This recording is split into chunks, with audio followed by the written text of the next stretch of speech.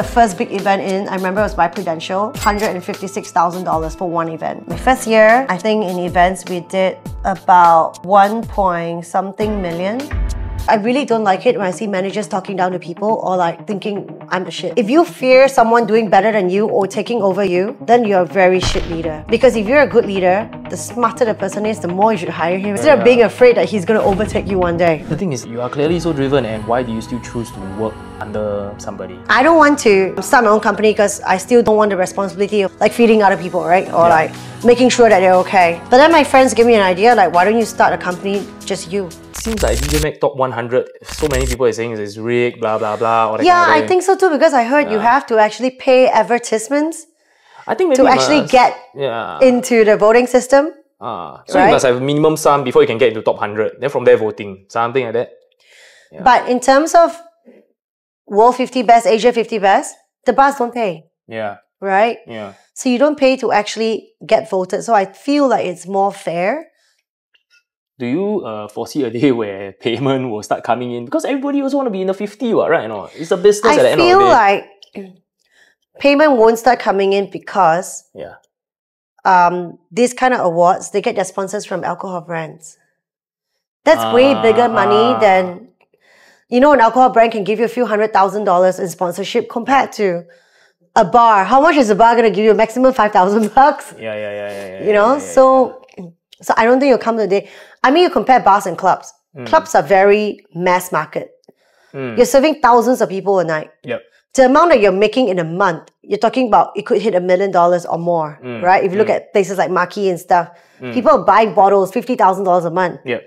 A day, sorry. Yeah. You don't see that in a bar. Yeah. Right? So I don't think that will happen, actually. Is it because of how niche it is? I think it's niche. It's also not crazily... I mean, awards like this would see that this is not a crazy, highly profitable industry that you have tens and thousands of dollars to pass to me just to get onto the list. And also, I feel like because the bar industry is also a very close-knit industry, right? The moment you start doing that, I think a lot of people will pull out. And everyone's like, you know what? I'm not going to do this. And if they don't do it and they don't pay, no one's going to end up paying. And then in the end, you're just going to ruin it, right? Like, there'll be no awards. So it's like self-sustaining in a way. Yeah, I think the industry, the cocktail industry is very unique to itself because everyone's friends. Like, you know, when they do guest shifts and stuff, they get to know each other, they support each other. It is a very different industry. It's not very cutthroat. Yeah. Right? I was thinking about that. It's not. Nobody's trying to earn more than the next person. It's like, if I'm a bartender or a bar owner, someone comes to my bar, after that, I'll be like, hey, why don't you go check out that place across the road, you know? Oh, why don't you go check out this bar? You know, you always give recommendations to people. Correct. Right? A club is not going to tell you, oh, you know what? There's a guest DJ playing there too. Why don't you go there? I'm like, oh my God. Right? Nobody does that. I was really trying to like inculcate this amongst the clubs. I was like, why don't we pre-party at this club and then we afters at this, you know? But then they're like, unless that club is a pre-party place only, they wouldn't want this guy to leave either, right? Yeah. If you're pre-partying, you're spending less money than when you're already drunk and you're paying a lot for the table. Yeah. So no one's going to send their customers to you. So it's all about KPI lah. The more the KPI, the less room there is for creativity, authenticity. Yeah, but if you look at cocktail bars, how many cocktails can you drink really? Right? You're not going to pop an Ace of Spades there. You're not going to pop a Dogberry down there. You're not going to buy 50 bottles, right? So I guess it's very different mechanic. Because for club as well, if you have a big spender who drops 50 bottles, like you know who they are. Would you want Maki or anyone else to have them, or Zouk, you know? If I'm either one, would I want someone else to have them? I don't. So I'll try as hard as I can to keep these clients to myself. Because the one night you're going to lose him to another club. Wow. It's the amount that you're already losing in your sales. Maybe half a month KPI, maybe. Exactly. And you know they are big contributors. And what if these regulars of yours don't come back because they like that? Whoa! Or your VIP manager goes to that side. Oh shit! Right? Because this baller go there. It's competition. So I think it's very different. In cocktail bar, there's no competition because like no one's gonna drop 50 Gs a night. Yeah, like because I was like thinking, okay, you know what, like let's just say government corruption, right? Singapore government paid very well, less corruption, you know, the other country pay lesser, then more corruption. So it's the same as DJ Mag, you know, maybe something to do with the money, that's why it affects that kind of, you know, perspective. Yeah. But wow. So yeah, going back to all the way in the beginning, right? So of course we met each other at Zouk, but then you were doing something very, very different before you embarked in your like life of adventures. I mean, maybe you adventure earlier, but low-key, but now it's like, whoa. So I think before I joined Zouk, I was always in a cocktail bar landscape, right? Then I was a brand ambassador for Bacardi Martini. Yep. So I think one day I grew frustrated with my ex-boss. I was having drinks at Manhattan Bar, actually. Not because of the scene. No. It was just like, you know, sometimes when you work with the wrong manager or the wrong boss, like, things just don't work out. Yeah. So I was having drinks there with my friend Aaron and his best friend Benny Hing. Oh, what? We were at Manhattan Bar and I was complaining about my job. Like, you know what? I love my job, but I really hate my new boss. Because he replaced my previous boss who was the one who hired me. Yep. So I was like, and then Benny just looked at me, why don't you join us at Zouk? And I looked at him. That was still Chucky, man. Yeah. But then I was like, no. So I'm not going to work late at night. Because, you know, I transitioned from like bartender to brand ambassador, which is a day job. I end by 5 or 6 p.m. Of course, I need to go for bar visits and stuff. But I don't work till 1 or 2 a.m., right? Yep. I mean, back then, bars still shut at 1 or 2 a.m. It's not, this is pre-COVID. Yep. Then he was like, no. I'll create a role for you. What do you want to do? So I was like, okay, I want to be an F&B manager. And he's like, okay, do you want to come in next week? I'm like, are you serious? What? And he's like, yeah, I'm serious. It's like, you know, we're actually building a new Zouk. It won't be in Jiak Kim. It's going to be a new place. Yep. I need someone to actually oversee it because, okay, when the new Zouk was being built, a lot of construction and stuff happens in the daytime, right? But your operations people are all night ops. Yes. Nobody is going to be awake at 10 a.m. to meet Fabian at Zouk Clarke Quay and talk about construction. Oh, construction, yeah. Right? Nobody's going to do that. And because my background was actually civil engineering in NUS, so I know how to read floor plans and stuff. I know about construction. I know about piling and stuff like that. That's mental, bro. Yeah, nobody knows this about me, right? Okay, I just know. So I had to go there and I helped him build the new Zouk. So basically when the contractors are making noise, like, oh, which wall should I hack first? Like, no, the electricity point should be made first. No, what about water? And like, oh my gosh, everyone's like fighting. I'm like, shh, okay, lay out the plan. Tell me what's going on. What the heck? Yeah, what's going on? Okay, you know what? You do this first. Yeah, but my timeline, I'm like, no, then you do this and then this. Why don't you start doing that first, you know? So we had to do all that. Yeah. Of course, Lloyd helped a lot. Yeah. So after that was done, because he promised me a day job, so I only worked in the day. I think it was very interesting because coming from a cocktail bar background where at most I serve like 50, 60 people a night, as in like making drinks, like low volume, to like quality. Being in a club and having to churn out thousands of drinks a night, right? Yeah. So I think designing the new menu, because we also work with new sponsors or suppliers, right? It depends what brand comes in. And we wanted something new for the new Zouk. So, you know the sour plum shots that were really popular before? Yeah. Instead of selling them by the shots, we decided, why don't we just bottle it and sell it by the bottle? Which we did. Yeah. Right? And then we were like, oh, what kind of cocktails can we make? Because Red Tail became like, sort of like a cocktail bar. That was what they intended it to be, right? Yeah. And it was really interesting, like training regular Zouk bartenders to be able to speak and compete in competitions. Whoa. Oh, yeah. The and Lexi won. Float like a butterfly or something. Yeah. So she won, right? Damn. And then they brought her to Jakarta Culinary Fest, and she conducted a masterclass there. So that was great, right? It's like Jimmy, who went from Red Tail to like Queens. Yep. I think Queens was still one of my favorite projects where we built a cocktail bar within the club. That was secret. Because I think it's such a great concept because first you need a card to get in. Right? And only members will have the card. But the card can bring whatever guest you want inside. So say someone feels like, oh, I just want a good cocktail. And we've got Ash and Yoma helming the bar. They were from 28 Hong Kong, right? People know that there's going to be good cocktails there. Jimmy started joining them. And now Jimmy is great. He's at Brennan's Bar right now, right? So I think a lot of them went from being a bartender to learn more about cocktails, which was great. It's a lot of like education and stuff. Yeah. So imagine it's 9 p.m. You just want a drink, you just want a cocktail. You end up going to Queen's. Great cocktails, great music and stuff, great banter with the bartenders. But you don't feel like clubbing. But after a few drinks, at like 11-ish, right?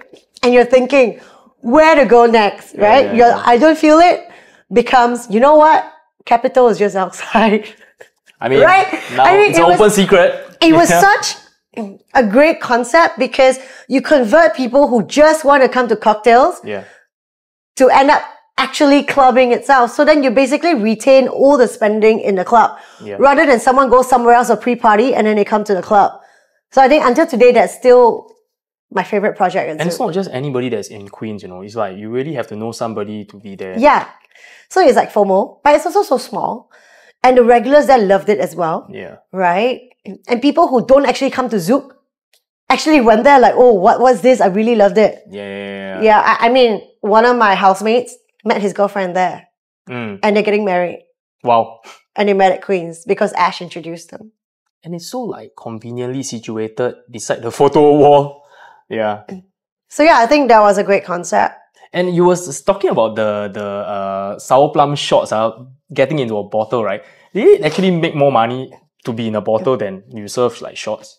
Yes, because then tables would just buy it by the bottle. They put a pour spout there. It just goes out everyone's throats. Compared to if you're selling it by the shot, the bar still needs time to produce it, right? And they'll measure. So it's slow because they're putting it in the thing while trying to tend to the guests who are still coming to the bar and trying to get drinks. Yeah. The slower you're serving a drink to a table, you've already lost money there. Oh, damn. But if you have a shot, you just put the whole bottle there. It's fast. Yeah. Right? And the moment I'm done, I ask for another bottle. I don't have to wait for you to come up with a whole tray of shots for me. Because I think for bars, the slower you are at serving drinks, the more money you're losing. Because let's say I'm waiting in line for half an hour for my drink. Even if I'm waiting at a table for half an hour, in that half an hour, I could have gotten 2 or 3 drinks. So you've lost me for 2 or 3 drinks, right? Or maybe I see another one queue already. So for me, I think as long as there's a wait time, you're already losing money. And when you are designing the menu, did you take into consideration that, okay, I come from a cocktail background, right? But now it's bar is different already. Maybe must make simpler drinks? It's not just about simpler. I think last time we learned to pre-batch stuff. Okay. So, you know, if you mix alcohol with alcohol, it would not go bad. It lasts forever. Don't put lime juice in there. Okay. Or like anything that you know is perishable. Right? So if your cocktail has a few alcohols together, put it all together in a bottle, put it in the fridge. When it's time to actually serve it, you shake it a little bit, you pour out the exact measurement, top it up with Coke and stuff, your Long Island iced tea. Okay. So shortcut basically, yeah, and you know, time is money. Yeah, so you really need to think about what's the best way to serve it. I think at one point, I think Zouk tried to get canned cocktails going, but this is after my time. Yeah, and sell to supermarket, etc. Yeah. So from F&B and then to events. Wow, that's a huge one. I got cheated into it. Oh yeah, come tell us. I just know that, you know, nobody was there to help me because. Okay, I want to say this first before you start, okay? Like, there's this revenue board, dude, like, nobody know one. But basically, it's like, okay, how much money you make from this event, that event, right? You one person, right? You win the whole night ops, you know? So it's like, you do day, and then, of course, night, there's clubbing sales, right? You are like, one person, month on month, you're just like, killing all of us. And then we at night, like, how the hell are we supposed to make money when this person is like, super high flyers, yeah? And insane. Nobody could hit my numbers. Yeah, the day is always winning the night. I think after I left, nobody still hit my numbers. That's madness. Like, what the heck, man? So everybody always think that Zouk is a nightclub, right? So you make money from the night. But actually, it's from the day, man. Because when the club is okay, when's the club open? 24 hours technically. Wednesday for Zouk. Thursday is only Future and Capital, right? Friday, Saturday. You're losing out Sunday, Monday, Tuesday. You only open from 10:30 onwards to 11. Then that's when people start coming in. You're losing out your entire day's revenue as well. But you've already paid rent. Right? Your security guard is there 24/7. Don't forget Clark Key. the aircon is on the entire day as well because it's centralized aircon. It's controlled by Capital Land. So it doesn't matter if you're not there at 10 a.m. or 11 a.m. inside Zouk, the aircon's still on. Of course, we did not blast our own aircon as well, right? So a lot of all these are already like sunken costs. If you don't use the space in the daytime, it's a dead space. Yes. You're not making any money from it. So I think they were saying like how, oh, Zouk doesn't really do well in the private events part. How can we improve it? I was happily sitting at my desk. Joe Ryan came back from Genting that time. Yeah, which we're going to talk to next week. And then he started telling Andrew, oh, you know, Caryn knows like everyone in Singapore. You should get her to run your events, blah, blah, blah, blah, blah. Came out, got me into the room and told me like, I'm going to run events. I was so pissed. I was like, guys, I've never done this before. Are you setting me up for failure? Okay. You know, like, I'm sorry, but I'm already managing all these outlets and I'm happy doing that. Like, I'm doing well. I don't want you to make me fail. You know, what am I even getting out of this? And then I was like, no, I'm not going to do it. And then they gave me a target of $200,000 a month I have to bring in. Like, guys, I've never done this before. Where am I going to get $200,000 for you? And they're like, you know what? You could build a team. You can hire people. I'm like, no, but still, I don't know how to do this shit. Wait, from now to 1 month later, 200,000. 200,000. And you don't have team, no experience, nothing. 200,000 was my target per month. That is insane. And then I found out the year before, your target was, I think, like 200,000 the whole year. I'm like, bro, are you serious? So I was really pissed. Wow, they got a lot of faith in you, yeah. So then Andrew was like, you know what? No, not setting you up for failure. Why don't you try? Try it. You don't like it? Go back to just doing F&B. Yeah. And I'm going to try, okay? You're not going to fire me if I fail this. Right? Yeah. So okay, fine, I try. Yeah. But then I think it was too much of my pride to not fail, even if I tried. I took my phone out. I texted everyone I know, like, guys, do you have any corporate events you want to do? I'll help you plan your party. You know, so I texted everyone. And then I started getting interviews in. And then I think one of my friends, Yanchi, suggested her friend Brenda. I'm like, great. Asked her to come over. I think she was actually the first person I interviewed. I liked her immediately. I hired her, but it was really funny. She walked in to the Zouk office, daytime, 10 a.m., in jeans and a backless top. Even the HR was like, who is this person you're interviewing? And then I saw her resume. She was a ex-Singapore Airlines stewardess. So I was like, okay, interesting, right? Fine. I think I don't know the job either. So it's okay to get someone who doesn't know the job. We'll just do it together, right? It's great logic, man. Brenda came in. We hit it off straight away. We ended up being really, really good friends. She's still one of my best friends today. And we're like, you know what? Let's just do it, right? So she joined us immediately. Nobody understands why I hired her. Everyone's like, are you serious? I was like, yeah. And guess what? The first month, she proved everyone wrong. She got the first big event in. I remember it was by Prudential, $156,000 for one event. Damn. So now you already settle 150K. You let 50K to hit the monthly already. And it was the first month. Damn. What the heck? You know? And since that month we hit target as well. Yep. We have never not hit target. My first year, I think in events, we did about 1.something million. Yeah. But we did not start. It wasn't a full year, right? Second year, expanded the team. We got Cheah. Yep. Nicole. Yep. We made 2.4 mil for the whole financial year. Damn. And then the third year, we got Winnie as well. We made 3.2. I don't know how we did it. Yeah. But I think we're all very money-faced. Like we're actually very, very happy every time we sign a client. And we're like, oh, let's go Fantos and celebrate, you know? So every day we're at Fantos celebrating. I think because when everyone is happy working together and you got a very good and strong team. Yeah.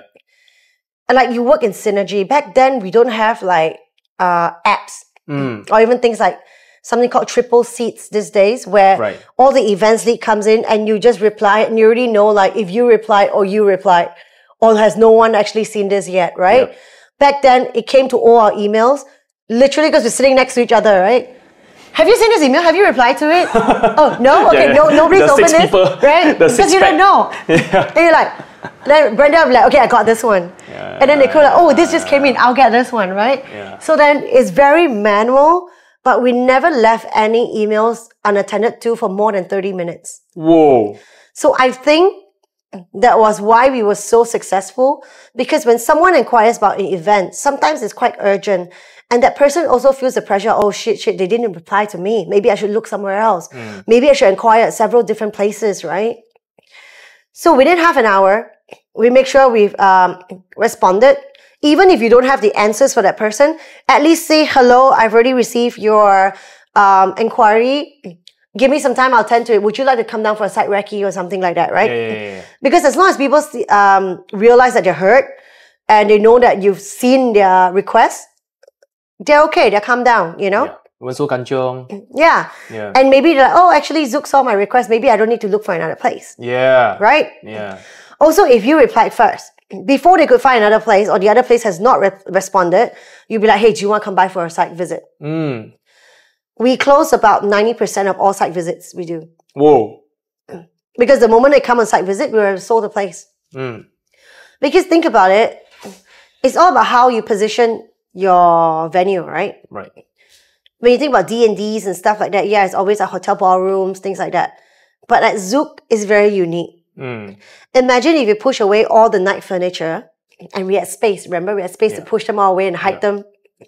And put in like really nice long tables, white tablecloths and stuff. Yeah. You've got a nightclub where you've got a big LED screen, can screen whatever presentations you want. Yeah. You've got a crazy lighting and really good sound system. You could have entertainment. You could build a stage. We have space for a stage. You know, like, you can't really find this anywhere else in a hotel ballroom and stuff. And also, I think a lot of people are also looking for somewhere unique, not boring, right? So where do you like learn all your sales skills? Because you are like F&B and you are like, you know, bartending and then go to back end and then suddenly you got thrown into events and now you are supposed to sell 90% of all your... Yeah, I think it's because I'm very much a people person. So I find it very easy to communicate with people. Yeah. So I think sales is sort of similar. I just need to talk to you and convince you that you should like this place. Does being an extrovert help? Yeah. All right. I mean, if you're an introvert, someone's going to ask you, oh, can I put a stage here? Yeah. What is your menu options? I send you the canapes. Oh, how's the free flow? We charge 68 plus per person. And then you're like looking around somewhere, you know, like you're not really there. But if a client's going to ask you and you continue the conversation and you're selling them like, oh my God, you know, you could do this for your event, you could do that for your event. I mean, there was a company that came in and did a bank event. Right. They transformed the entire Zouk into like an enchanted forest. I remember. Right? And then it goes on into the night, right? It was beautiful, right? Yeah. And that event was 200K. One event. What? That's crazy. Because don't forget, we could open Zouk and future out into a big super club. Even with food and drinks and everything else, you could fit at least 1,500 people. Yep. Charge 1,500 people free flow drinks. And then we partner up with catering partners because there's no way retail can support 1,500 packs in food. And then do a markup from your catering partners and you're done. Right? Sounds so simple, but it's not. Wow. And then I charge them for staging. Yeah. I charge them for like rental of venue to set up before the event even starts. Oh. So it's not a minimum spend. Wow. So say your event starts at 7 and we got this big setup that's going to happen. You're probably going to start setting up at 10, right? Right. Charge you $1,000 per hour for setup. Right. But so you've already made what, 9,000 there just for setting up. Doing nothing. I just give you the aircon. My security is outside. You're doing your own shit in there. I made 9K. And then during the event as well, I charge rental per hour too, on top of food and drinks. So then it all adds up. Back then, it was like before Marquee actually start to... So we can actually go more aggressive with the... Yes, but not just that. If you see Marquee, they don't really have events that often. Only a few events I see is like white collar boxing and stuff. Yep. But also because for Marquee, it's very different from Zouk. It's very hard to turn over the place and things like that. And it also depends on their guest DJs. Zouk did not have so many big guest DJs, right? Yeah. It had a big one maybe once every 6 months. Like a very, very big name. Maki has them almost every week. If there is a guest DJ there and they're doing sound check in the daytime, you cannot have an event. Right? I recently inquired for an event for a friend. And they were like, oh, we cannot actually confirm the date because we don't have the guest DJ dates yet. So if this schedule is not, let's say I'm asking for October and they have not sorted out the October DJs, they cannot promise me the space at all. So if you're a person who's looking for a venue for a D&D, are you going to wait until they can confirm? No, you're going to lock it down. Right? And they can't because, let's say I have a big DJ, Steve Aoki's coming. But he's going to do sound check at 3 or 4 p.m. How is someone going to set up the venue? Yeah. You know, it's just hard. Neither can he do a sound check at 9 p.m. because then your event is still ongoing. Yeah. But then Maki open doors at 10. So it's going to be very, very difficult, especially if you're a big acts like that. But Zouk, on the other hand, most of the time was resident DJs. Right? So it was very easy to say like, you know, if you want a date, I can confirm it to you in advance right now.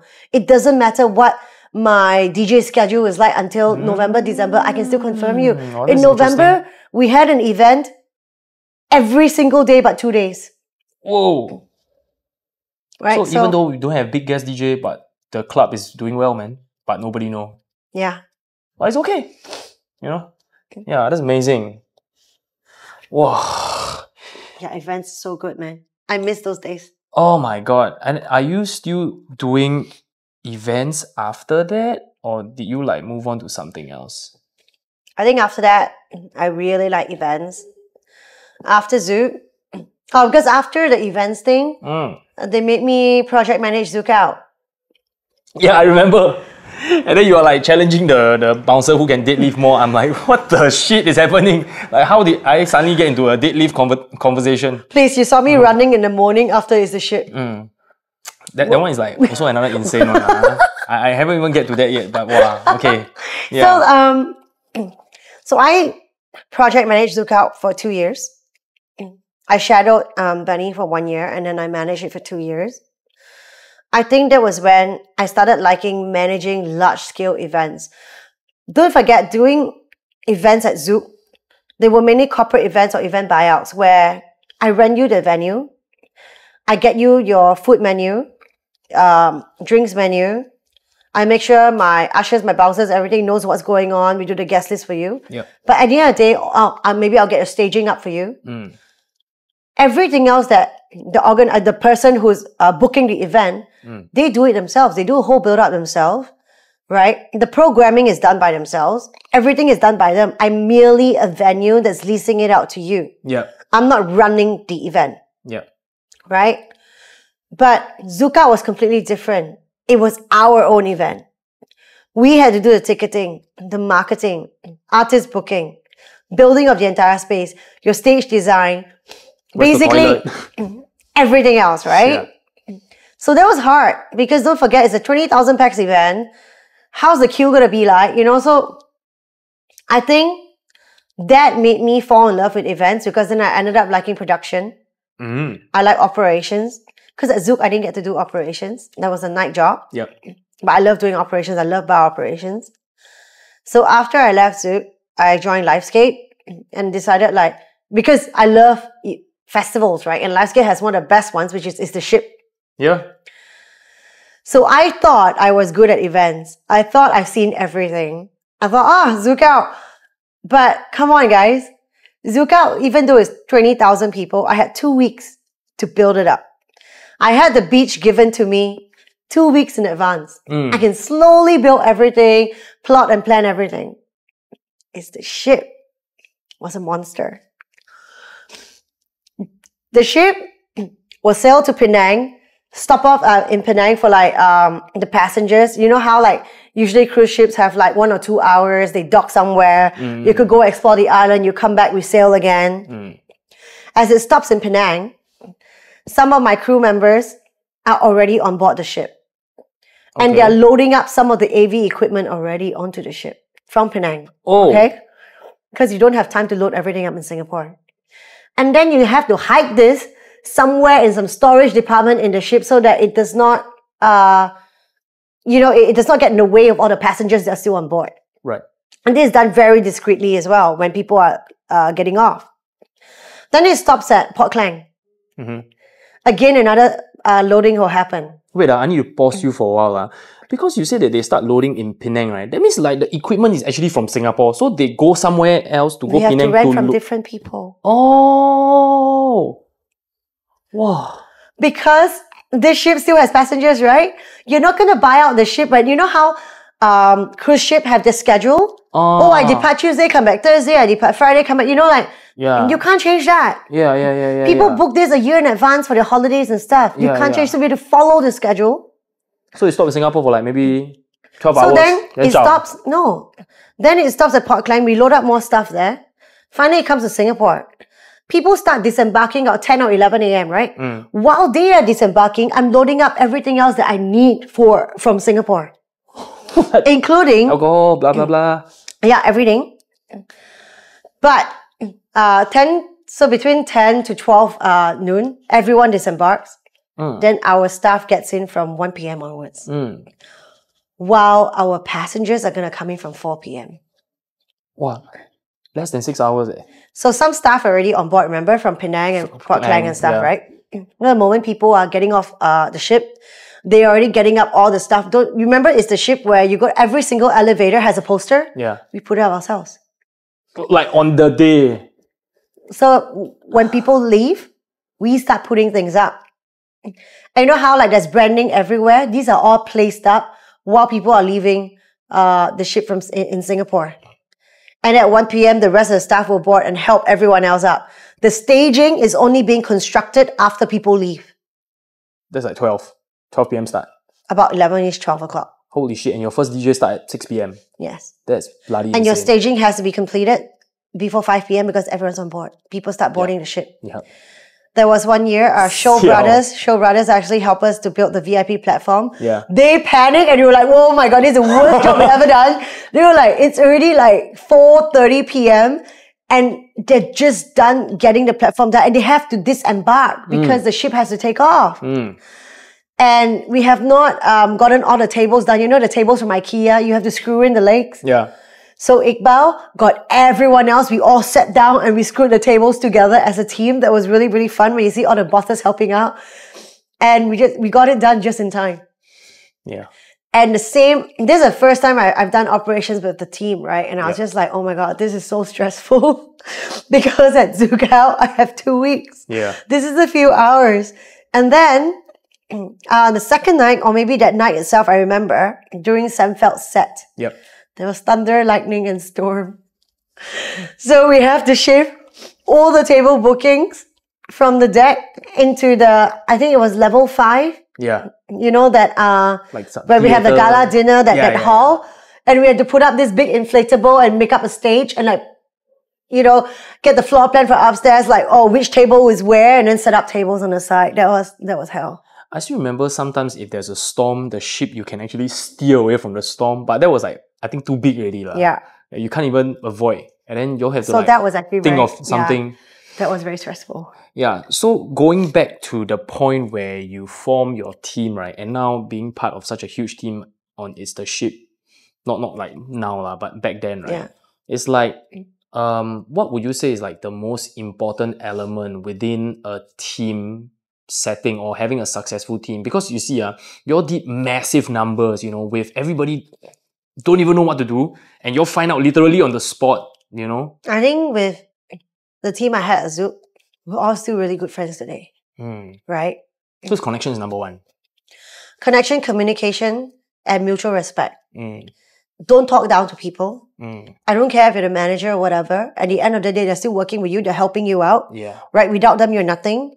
You're not even going to hit your quotas without them. So who are you to mistreat them? Yeah. So I really don't like it when I see managers talking down to people or thinking, I'm the shit. And I think because we're so close, we do everything together. Every morning we go for coffee together at Fantos. We have lunch together. And sometimes at night we'll come back to the club together during our favorite DJs and go crazy. We'll drink together. We have a lot of fun as a team. Yeah. Nicole was going to come back soon from Australia. Then she's going to start working in Singapore and we're all going to reconnect again, right? Damn. And we all gym together before as well. Yeah. So I think having a very close connection and having no competition amongst ourselves is very important. Yeah, because you're supposed to kill other people, you know, not each other, you know. And not just that, but in a lot of work settings, right? Yeah. You want to be better than someone else. Yes. Right? You want to outshine someone else. So because of that, you don't teach. You end up not teaching. You end up not passing on information. I think for a lot of leaders, if you fear someone doing better than you or taking over you, then you're a very shit leader. Because if you're a good leader, the smarter the person is, the more you should hire him and teach him, because then it looks good on you too, right? Yeah. Instead of being afraid that he's going to overtake you one day. Yeah. So I think that's a mistake a lot of people make. And even with Livescape, what I like was, actually Livescape is probably the first company I've worked with where there's zero politics. Wow. Everyone loves each other. Everyone helps each other, even if it's not your department. I have so much respect for Iqbal as a boss because of the way he treats and respects everyone.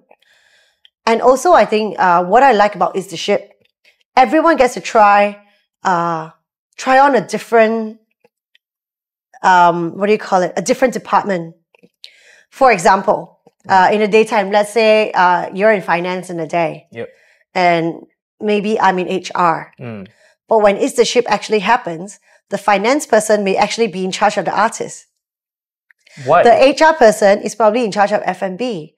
So people get to try different things to see what they end up liking. Like internal communication. No, because your day job, you're finance, but on the ship, you're all on board, right? But then, you need to do something. So you can be artist liaison. Okay, you volunteer lah. No. You either volunteer or they put you somewhere. Right. But then, of course, you're someone who is very experienced in artist liaison and you help that person if you have no experience, right? You're not going to head up that department. But because in that way, everyone gets to try something different. Maybe I'm marketing, but when I'm helping out with artist liaison, I realize, oh shit, actually, I like booking and all this more. Yeah. Right? If I'm in HR and I try F&B, oh shit, I actually like running the bars.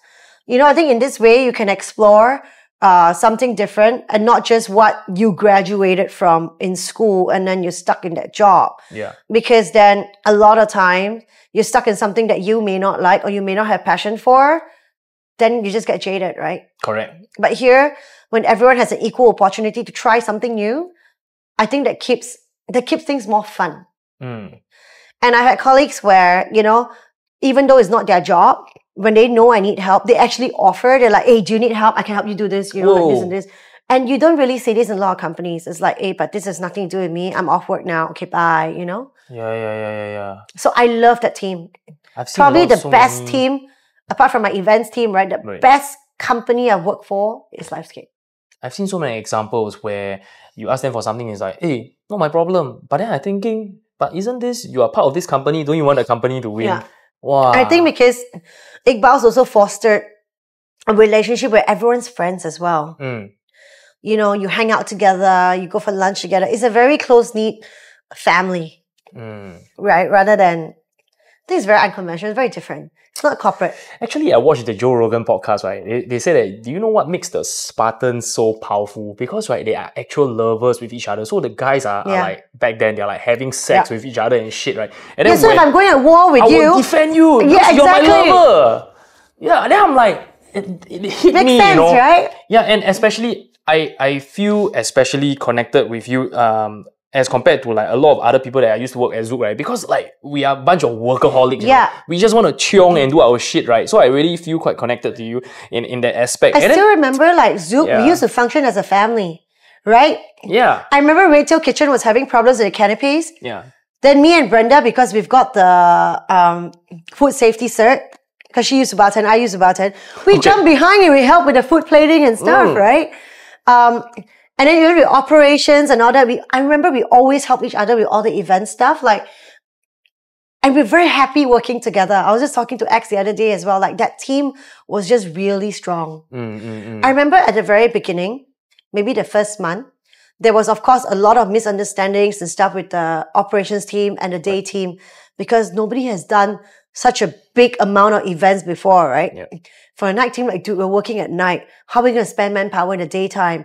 Also about scheduling and stuff like that. And how does this event run? But then I think because we communicated and we have like meetings every week, just between ops team and events team. Yeah. That made the bond stronger. We understood each other because they are telling me what their problems are with the events. And then we are telling them, okay, but this is what the client wants and how we can go around it. But the moment we solved it, we became like best friends. Yeah. You know, like I'm still friends with Arun, Adeline, Elsie. I see Elsie every year. She does Amber Lounge with me. Went to war before, what? So it's like, you know. Sun is doing Amber Lounge with me sometimes part-time because I already know, like, look, you handled my bar really, really well. I can trust you with all my inventory, right? You know how Zouk was so tight with inventory and we're really good at it. So he handles everything for me. Right? Elsie, she's great with cashier. She was head of cashier. I'm like, it's okay. I'll just give this to her and she runs it, you know? Speaking of like having a good culture, right? Having a good culture, it doesn't mean like, you know, it's all sunshines and rainbow, you know. There has to be like a heavy fist or punishment, right? For the thing that are trying to, the elements that are trying to like infiltrate negativity into it, you know. So like, for example, you say, okay, Iqbal run the company very well. For Livescape, it's the ship, you know. What constitute to a good leader that can create such an environment? I think he created a lot of security for us. Example? For example, COVID happened. Never retrench anybody. COVID happened. The first meeting we had, he was like, guys, don't be scared. I know there's no event this year. It's the ship's going to be cancelled. But you know what? We made enough money last year that I can sustain everyone's salary for at least one more year. We will not let go of anyone. Everyone takes a 30% pay cut. Directors 50% pay cut. But in doing that, we could sustain the company for another year. But in the meantime, yes, we have no events. But let's brainstorm how to bring money into the company so we don't die, right? But because of the way he put it, right, you already, instead of being scared and afraid, like, oh shit, COVID, oh no, I'm in events, I'm in festival, I'm screwed. If I don't have a job, for example, me, I live in Singapore, I'm on employment pass, I have to leave the country. At that time, I probably can't bring my dog, you know? There was a lot of uncertainty. What happens to my house, the rental? So by him saying that, you know, it puts it to rest and you're like, wow, you know, he actually cares, right? He rather take a big pay cut himself and stuff and make sure that everyone can sustain themselves, right? He doesn't think about, you know what, you're just my cost and I need to cut you out. Yep. Then we all got a lot closer because even though I'm in Singapore, the whole team is in Malaysia. I think the first few months before COVID, when we first did the ship, I was still not that close to the team yet because I don't get to see them every day. I'm the only one in Singapore, right? But during COVID, every single day, between 2 p.m. to 4 p.m., we will meet online and brainstorm ideas on how to bring in money. Wow. That was how White Pony started. There were 50 of us in the company, divided into teams of 10. How into was it 5 divided? separate teams. Just random lah. Yeah, random. We just group each other, creatives and marketing, whatever, right? Everyone comes up with idea. One of the team came up with, can't remember the brand now. I think it's called Scared What, you know? Scared What? The brand of t-shirts. Okay. And it sold out. I think Hong came up with it, right? And then one of the, you know, those like hype beast kind of like shops in KL, later on actually contracted them and did a collaboration and put their shirts there on sale. That went really well. Another team did something that was, what do you call it? AAA? Yeah, AAA, that one is a huge topic that we can talk about later. So I don't know much about that because I wasn't in that team. But that was the brainchild of COVID. There was another team that came up with it. Dude, Iqbal is posting on it like every other day on LinkedIn, right? Yeah. And then my team with Sun, we were like just thinking, Sun is the Zouk the Sun? No. Sun is this Korean guy. Okay. So he's a White Pony owner. So what happens was we're like, oh shit, what are we going to do? You know, all the money that we got from sponsors for the ship, we have to give it back to the brands, right? Like, look, there's no ship happening this year. We need to... And then one of the guys, Pepsi, actually was like, you know what? Because for big companies like that, once the money is out, I can't take it back in. Oh, part of the budget. You can't account from it, right? Yeah.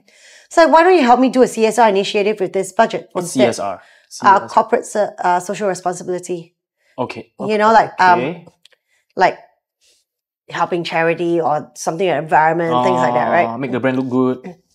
So we did something with it. They love us so much. And this is what, Pepsi? Yeah. Okay. And then they took us on as their brand agency. Guys, we are not a brand agency. We didn't know we didn't know what to do. Okay. Pulled shit out of our asses. We did a good job anyway. Whoa. But we realized we could because we built our own IPs, right? Like the team at Livescape, they built Rockaway, they built It's the Ship. It all came from nothing and you made it a brand, right? Forbes was saying like it was a festival, a must-go festival before you die, you know, things like that. Well, yeah. Right? Like to conceptualize and build something, market it and make it so successful. Then we realized, actually, we know how to build brands. We built our own brand. Why don't we then use our expertise to help other brands build themselves? So Pepsi was our first accidental client and we realized that actually, you know what, we can do this. So that's how White Pony started. And then... Is White Pony umbrella under Livescape? Yeah.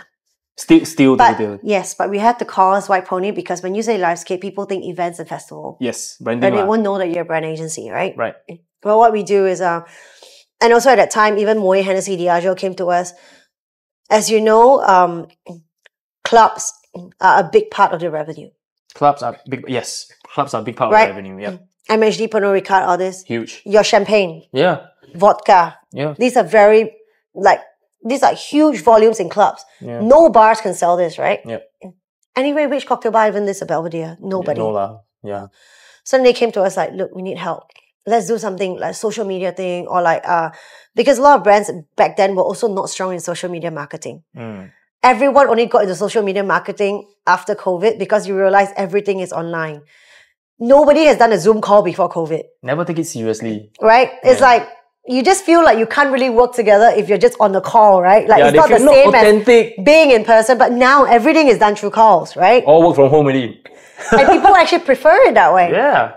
So then we took on MHD as a client and actually got Belvedere listed into major cocktail bars in Singapore. And we did a big programming for them to take home cocktails and things like that, right? Yep. So we started helping brands to get out there with new ideas and stuff.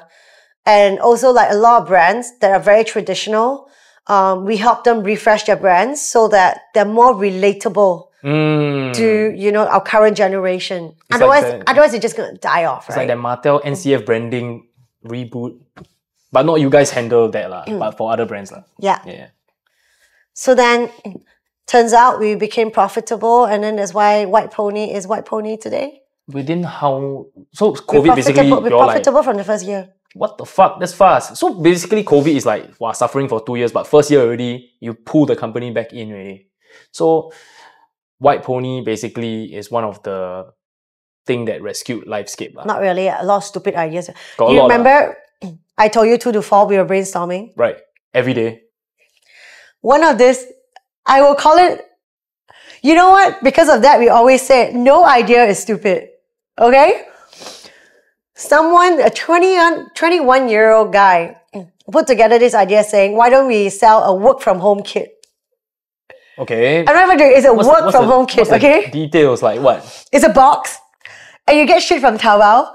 Headphones, a little potted cactus plant, facial mask, you know those kind of stuff. Mouse pad, whatever. Mouse pad. Silly stuff that you put in a box and you call it a work-from-home kit, right? And for fun, we marketed it, we like put it on a nice EDM or work-from-home kit, whatever. Under White Pony. Yeah. No, at that time it was just under Livescape. Livescape, it was sell work from home. Okay. The 2 to 4. TikTok ordered 980 boxes. What? For their employees. What the heck? And we gonna panic. We're like, where are we gonna find 900? Where are we gonna get 980 pairs of the same headphones? Look, if you look on Hypeworld, Lazada and stuff like that, right? It's like, oh, there's headphones. And then when we contacted them, we want 980 pieces. You're like, bro, we only have 60. Yeah, 60 left. So then, but we got the order and it wasn't cheap. It was 980 boxes. I think it was at least like 70 ringgit or something. I mean, in Malaysia, it's quite big, right? I'm talking about TikTok Malaysia, right? Yeah. We're like, shit, where the hell are we going to find all this? So literally, I think 4 of us started a sourcing team, but all you do is try to look for the same item from different resellers and make up 900 over boxes of it. God damn. And then it was during I think in Malaysia, as long as you have a permit or something from the police, you could still go to work. Yeah. It wasn't like Singapore, you just can't go to work at all. Yeah. So the rest of the team came back to the office just to pack the boxes. What the heck? And we sent it out in like 2 trucks to TikTok. So from ordering 900 different sourcing till sending it out, what's your timeline? 2 weeks past 3 weeks. What the heck? You have to be fast, right? Because work from home just started. Yeah, right? While it was hot, man. And you really need the kids because like TikTok wanted to give this to their employees. But of course, we had to nicely package it and stuff because you're like, oh, since everyone's working from home, here's a gift to you or something like that, right? Yeah. Wow. Wow, that guy is like... That's why no idea is a stupid idea. Yeah. It's exactly like how Rick Rubin, music producer, is saying, right? Every time when I hear an idea, because I am producing music for like 40 years, right? I know it doesn't work, right? But somehow when you put it in, right? Suddenly it just works. Yes. It's like you cannot really visualize on this kind of thing. Yeah. That's insane. What you think may not be attractive to you, like I will never buy that box. Wow. Could be attractive to someone else. Yeah. But then the thing is, you also cannot blindly just test every single idea, right? No, but the thing is, it didn't actually cost us anything. We didn't have to buy any of the items in at all. We just designed an EDM with the... It's all just... Would you like a design? Right. We even did... because we've got a very strong design team. You know, the COVID social distancing thing? We even did nice arrows printed on the floor, but in nice colors and stuff that restaurants actually bought from us in Malaysia. Wow. We sold social distancing stickers that people use to put in their restaurants and like offices and stuff to show you where you could sit. Oh, really? There's a will, there's a way, man. So you already give us if you like... sit together every day, 2 to 4 o'clock, to brainstorm, a lot of ideas can come out from it. Yeah. Okay, wow, I got so many questions to ask. You know, it's here. the weekend. Yeah. The other thing Wait, from 7 days ship, a week? No, it's the ship is on a cruise ship, right? Yep. Places like Bali where you can't have a cruise ship because the waters are not deep enough. You just can't sail there. Yep. There's a concept called It's the Weekend that just happened, I think last year. Samira did it at W Hotel, where it's a party in a hotel instead. You book out the hotel. That was a COVID idea too. Okay. So a lot of ideas actually come out from COVID. Some are things that we could do right now. Some are ideas that we could do later on when things open. Because we also foresaw that when things open up, people are going to be so hungry for events. People are going to be so hungry to do something. Like the first is the ship that opened up after COVID, completely sold out. Yeah. Revenge partying. And when you say meeting, do you have it like 7 days a week? 5 days a week. 5 days, like during your work. Okay.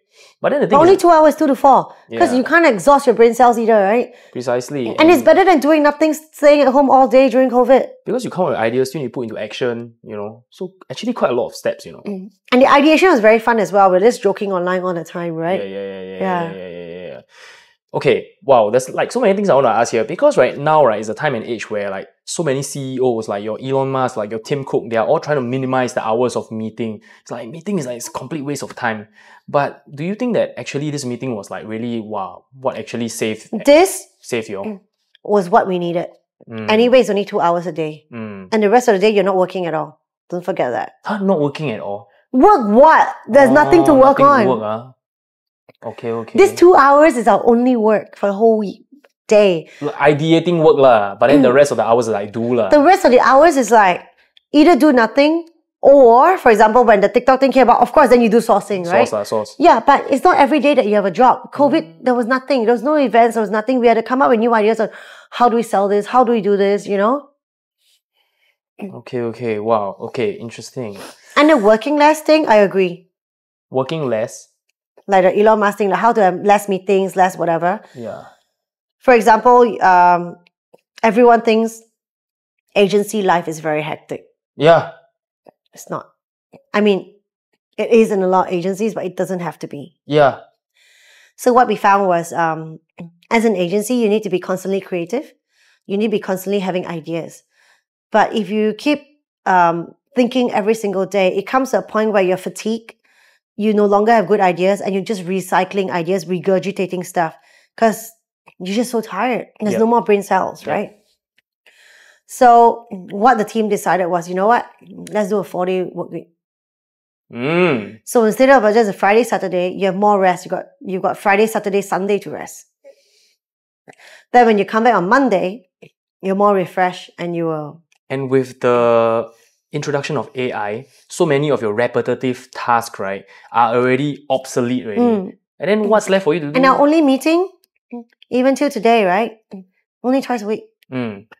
Mondays and Thursdays, 1.5 hours each day to do an update on all the work in progress. That's it. And then if you need a meeting, it's really between your group on what projects you're doing. But otherwise, yeah, we don't really... You said that you all have like 50 people, so 10 people. Yeah, right? we split up.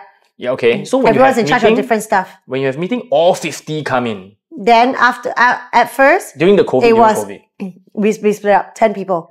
Because if you have 50 at one go, it's very hard to get ideas. Idea clash. So it's like 10 for half an hour, 10 for half an hour, 10 for half an hour. No. Or 2 hours. 2 hours, you only stay within your group. So Iqbal has to sit in 10 hours of meeting. Nope, he's in another group from me. Oh. So you're in your own group of 10 for 2 hours.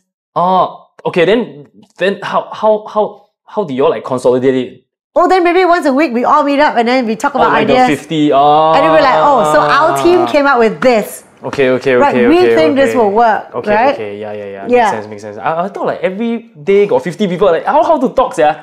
You can't. Yeah, cannot. That's why you break out the smaller teams. Yeah. Come out ideas. Then on Monday every week, like, hey guys, so this is what my team came up with. This is what we're gonna do. So would you say now you are currently still in White Pony? No, I just left 2 months ago. But you're there like for quite a while, right? I still work closely with them. So what are some of the largest projects that you have done? A lot. So for example, if like there's branding works and stuff, I will always refer them to White Pony. So White Pony is the branding arm of Livescape. Okay.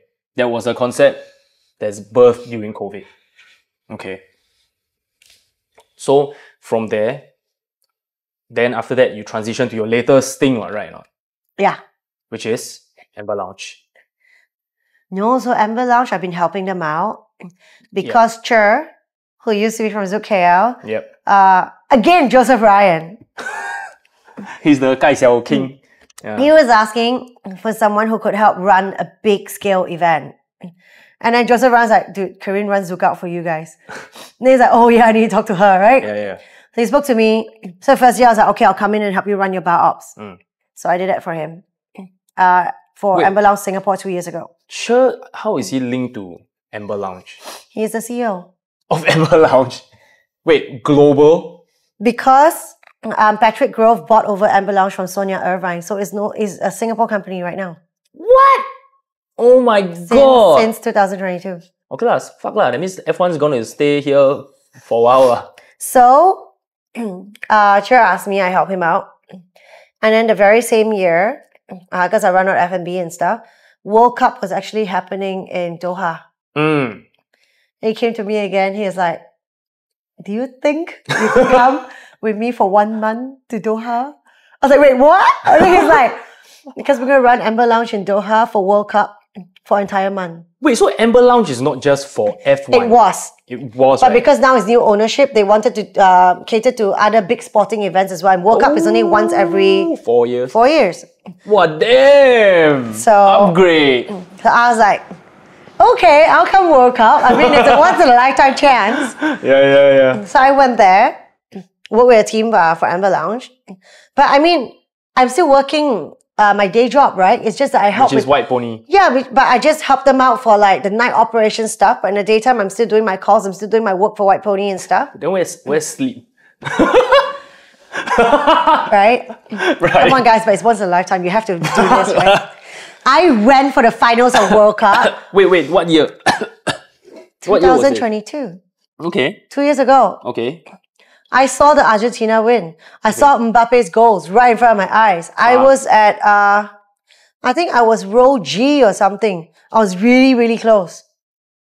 I mean, not everyone can say they've been to World Cup. Yeah, I got live. I got tickets to the finals. Damn. So I'm glad I went. So from there, then how did the Amber Lounge negotiation? I mean, because Cheah, CEO Amber Lounge, right? And then obviously he go down there, he's meeting the World Cup guys. You know that. How did that negotiation happen? I have no idea because all I did was help him for bar. But did it actually happen? Yeah.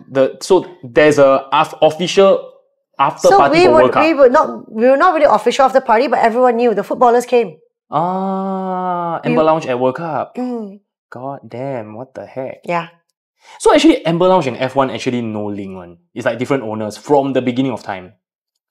It's just that Sonia Irvine, who started Amber Lounge, her brother was an F1 driver. So hence all the F1 drivers will come to Amber Lounge to party after the race. Unspoken association lah. Okay. Wow, that's so interesting. Yeah. Because I have one of my guys, right, that's doing this revelry thing with me. Yeah. He's super obsessed with F1, dude. He's like reposting like daily. Yeah, I should introduce you guys. It's crazy. Yeah, I met most of the drivers and I don't even know who they are. Because I'm not a fan. But you like to party. You like to create party. Yeah. And then, wow. Dude, I still remember the first time, right, I was invited to Amber Lounge by Ben Yap. When was this? That was the Oliver Heldon Leo John year. The first year I did it. Yeah. Dude, I go down there, it's like what? There's an entry fee like what, 12K or some crazy amount, right? Depends. The lowest amount is $1,000. Just to go in without a table. Yeah, and you're like, maybe one table at one corner, like, you know, you can be like Oliver Heldon Leo John, right? But you are just like a nobody there. I mean, it's fucking insane. That year, Black Eyed Peas came for the party. They even asked if they can come in. What? The twins came. Emma Hewitt came. Oh, the twins. And they were all the agents were texting me, can we come to Amber Lounge? Whoa! I'm like, I don't have a table for you. Whoa! But you can join Patrick's table. So I sent aka the boss. Yeah, the owner, so I sent the Black Eyed Peas to Patrick's table. But no space to host them. Wow, this is like exclusivity on another level. And then I remember... I mean, Post Malone came to Amber Lounge in Doha. And nobody knew he was coming. The guys at the door, I was inside running operations. And then one of the door guys, Kevin, thought he saw Post Malone from a distance. Is it? And he was like, guys, no way this is not happening, right? Cannot be. But it is. He literally showed the door. Hey, I would like to come to this party. Wait, he showed up, then he asked Ken or not? Then you were just like, We were all like, yes.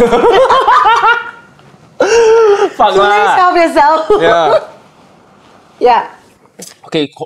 Okay, so I want to tell the story, the chronological story was like this, okay? Adam Rose was supposed to, I think, supposed to be like artist manager or tour manager for Emma Hewitt. Yes. And then I think he cannot make it or something. Then he's like, can you do it? Then I'm like, what the fuck? I never do it before. Yeah, and then you came to Amber Lounge, you were at Victor Goon's table with Andrew and all that, yeah. So I did it. Then after that, then I was Victor like... texted me to ask me, Victor's like, can Emma come to Amber Lounge? Like, yeah, just come. Yeah. Then I went to find And the twins came as well. Yeah. Then after that, Ben Yap was like, oh my god, Emma Hewitt's here, what the heck? Then suddenly, let's go Amber Lounge. Then I was there, and then I remembered the table was like paid for in such a way or programmed in such a way that free flow, ace of spades or something. Everything is free flow. Yeah, just like, what the fuck? Now ace of spades is like free flow. It just blew my mind, yeah. Wow, that's like some next level wealth VIP-ness. How many V you want to add inside? To be fair, yeah, ace of spades isn't free flow for everyone. I said, that's why that table was like different, yeah. Because it's for celebrities. Yeah. And F1 drivers. Yeah. Then I'll do a parade of Ace of Spades for them. Okay. Because Ace of Spades would like to sponsor them. Damn. Basically, that table was just like us, you know. But basically, all tables comes with free flow bottles. Fuck! What the hell? It's not free flow drinks. If you're an individual entering Amber Lounge, you get drinks for free at the bar, even champagne by the glass, which is either your Paris Jouet or your Runat or Veuve Clicquot, anything you can get at the bar. So you just ask? Yes, it's all free. If you can enter lah. The moment you pay your entry fee, everything's free, right? Unless you want to buy a Dom or an Ace or a 9042. A special order. Right? So if you don't have a table, you can get drinks at a bar. But if you have a table, you don't have to go to a bar. If you want a gin, they give you a bottle of gin. You want a vodka, they give you a bottle of vodka. So you cannot even ask for a glass. You cannot ask for a glass. You want champagne? They're like, oh, how many packs? 10 packs? Okay, 3 bottles of champagne. Boom. It's free. It comes with the payment of your table. Okay, so is it every country got different table rates? Yes, like actually almost similar. It's like they standardize it in like a USD. No, in Monaco is in Euro. In Vegas is in USD. Singapore is in Sing dollars. But when you convert it, it's almost about the same price. Which is there like different table or all same? Different. Okay. Example. Can you give us like a... Ranges? Or is it like top secret? No. It's not top secret. Okay, fuck. Then just tell us. Let's say a Saturday night. Cheapest ticket to get in, which is your GA. Okay. With no table, is $850. Wait, USD. Sing dollars. Okay. But the most expensive table is $100,000. What the fuck? Someone bought it, by the way. Wait, how one? There's only one $100,000. Yeah, one table that's $100,000 and someone bought it. But wait, you pay $100,000 table, I pay a $20,000 table, but we both get free flow. Right? But your starting package is different. The type of champagne you get is different. Okay. There's a $100,000 table, $55,000, $38,000. For this level of tables, your free flow is a premium champagne. So let's say the regular tables get a Veuve Clicquot for free flow by the bottle. Those tables will get Runat Blanc de Blanc or Perrier Jouet for free flow. I have no idea what the hell you just said, man. That is crazy. And the table already comes with a 6-liter bottle of champagne, 6-liter bottle of vodka, caviar, food, everything. Yeah, you got like 6 liter is the bigger than the one that you gave me for future DJ Battle. And I thought the 5 liter was big. That was crazy, yeah. And then you get like 250 grams to 500 grams of caviar. Wow, that's a lot, yeah. That's massive, eh. Holy fuck. Because I know that there's this festival in China, right? If you buy the 100 grand table, you have access to the button when you press, there's fireworks and shit. Also, you get better tables. Closer proximity to the stage, elevated platforms. You've got your own security. So it's different in how much you pay. Damn. Okay. So here's another question. Because I think in Asia, right, it's really like bottle popping culture. Because I think Asians, we all like, wow, the moment we earn money, we want to show off to our friends. But US, Europe, maybe not that much, right? Also because, okay, once I was in One Oak in New York. Wait, One Oak? One Oak. Is a club in New York. Okay. They've got One Oak in Japan as well.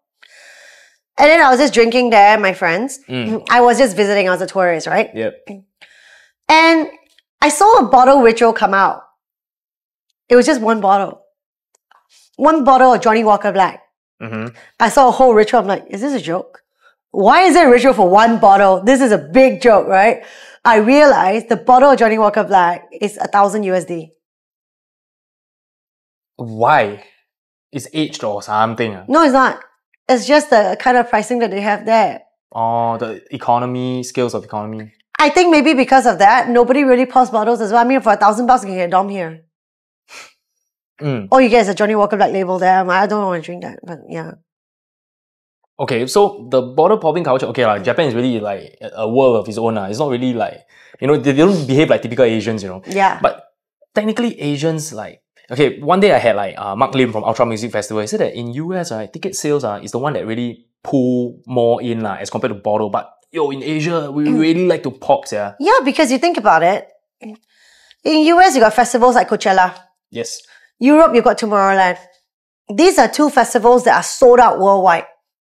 To a point where you can't even get tickets for Tomorrowland. You have to be there at 12 midnight, Singapore time, like trying to bid for your tickets or whatever, and you don't even get it. After 2 hours, it's gone, right? Yeah. There's no festival in Asia that's like that. Those festivals can depend on ticket sales because they know they'll sell out 100% tickets. Capacity is also bigger. How many people go to Tomorrowland? Hundreds of thousands of people. Coachella as well. We don't have that space here. What's your biggest in Singapore? 20K maximum? Right? Yeah. Biggest in Indonesia? 40K maximum? You know, like, we don't have such a... Tomorrowland has 18 stages. I heard Malone is like 100k packs or something. Yeah, it's 18 stages. Yeah. Where can you build 18 stages in Asia, right? If you're 100,000 people buying tickets, of course, you can survive on that, right? Yeah. Asia, you don't have that. And also, I feel like people in Asia also, like if I'm GA, I don't drink that much. Okay. Right, but in Western culture, they're very used to buying individual drinks. Yeah. The beer culture. It goes quite fast. Yeah. In UK, everyone drinks beer, right? Like in Europe, like in the 5 hours that I'm partying, let's say 5 hours, which is the average, it could be a lot longer. Yep. Probably have drank 10 beers, right? Singapore, because I know the statistics, our average spend per person at a festival for GA crowd, average spend, some spend more, some spend less, is about $30. Ah, that's fucking... Wait, got some people, ticket or not? No ticket. Just F&B spend. That's fucking little, yeah. Because some people don't even drink. They'll pre-party, they pre-drink, they come in. A lot of these are students, right? They save money, I buy a ticket, but I pre-drink, I come in, I'm high. So if you're thinking about some people buying maybe only one drink, because usually they get one free drink when they get in. There's already 2 drinks per person. Also, they don't have like that much of a capacity to drink, I guess. Maybe they get drunk faster, I have no idea. Yep. But as comparison to the bottles at a VIP area, you sell 50 tables, you would have made $500,000 at least. Done. Right? Yeah. But you have to sell, what? 20,000 tickets to GA to make that amount in F&B sales. So I feel like it's very important in Asia to have that, because our consumption here for general admission is not as much as Europe, is not as much as UK. Okay, I saw this marketing video, right? They said that, right, can you name 10 brands, right, from Europe or US easily, you know, but can you name 10 brands from Asia? Very difficult.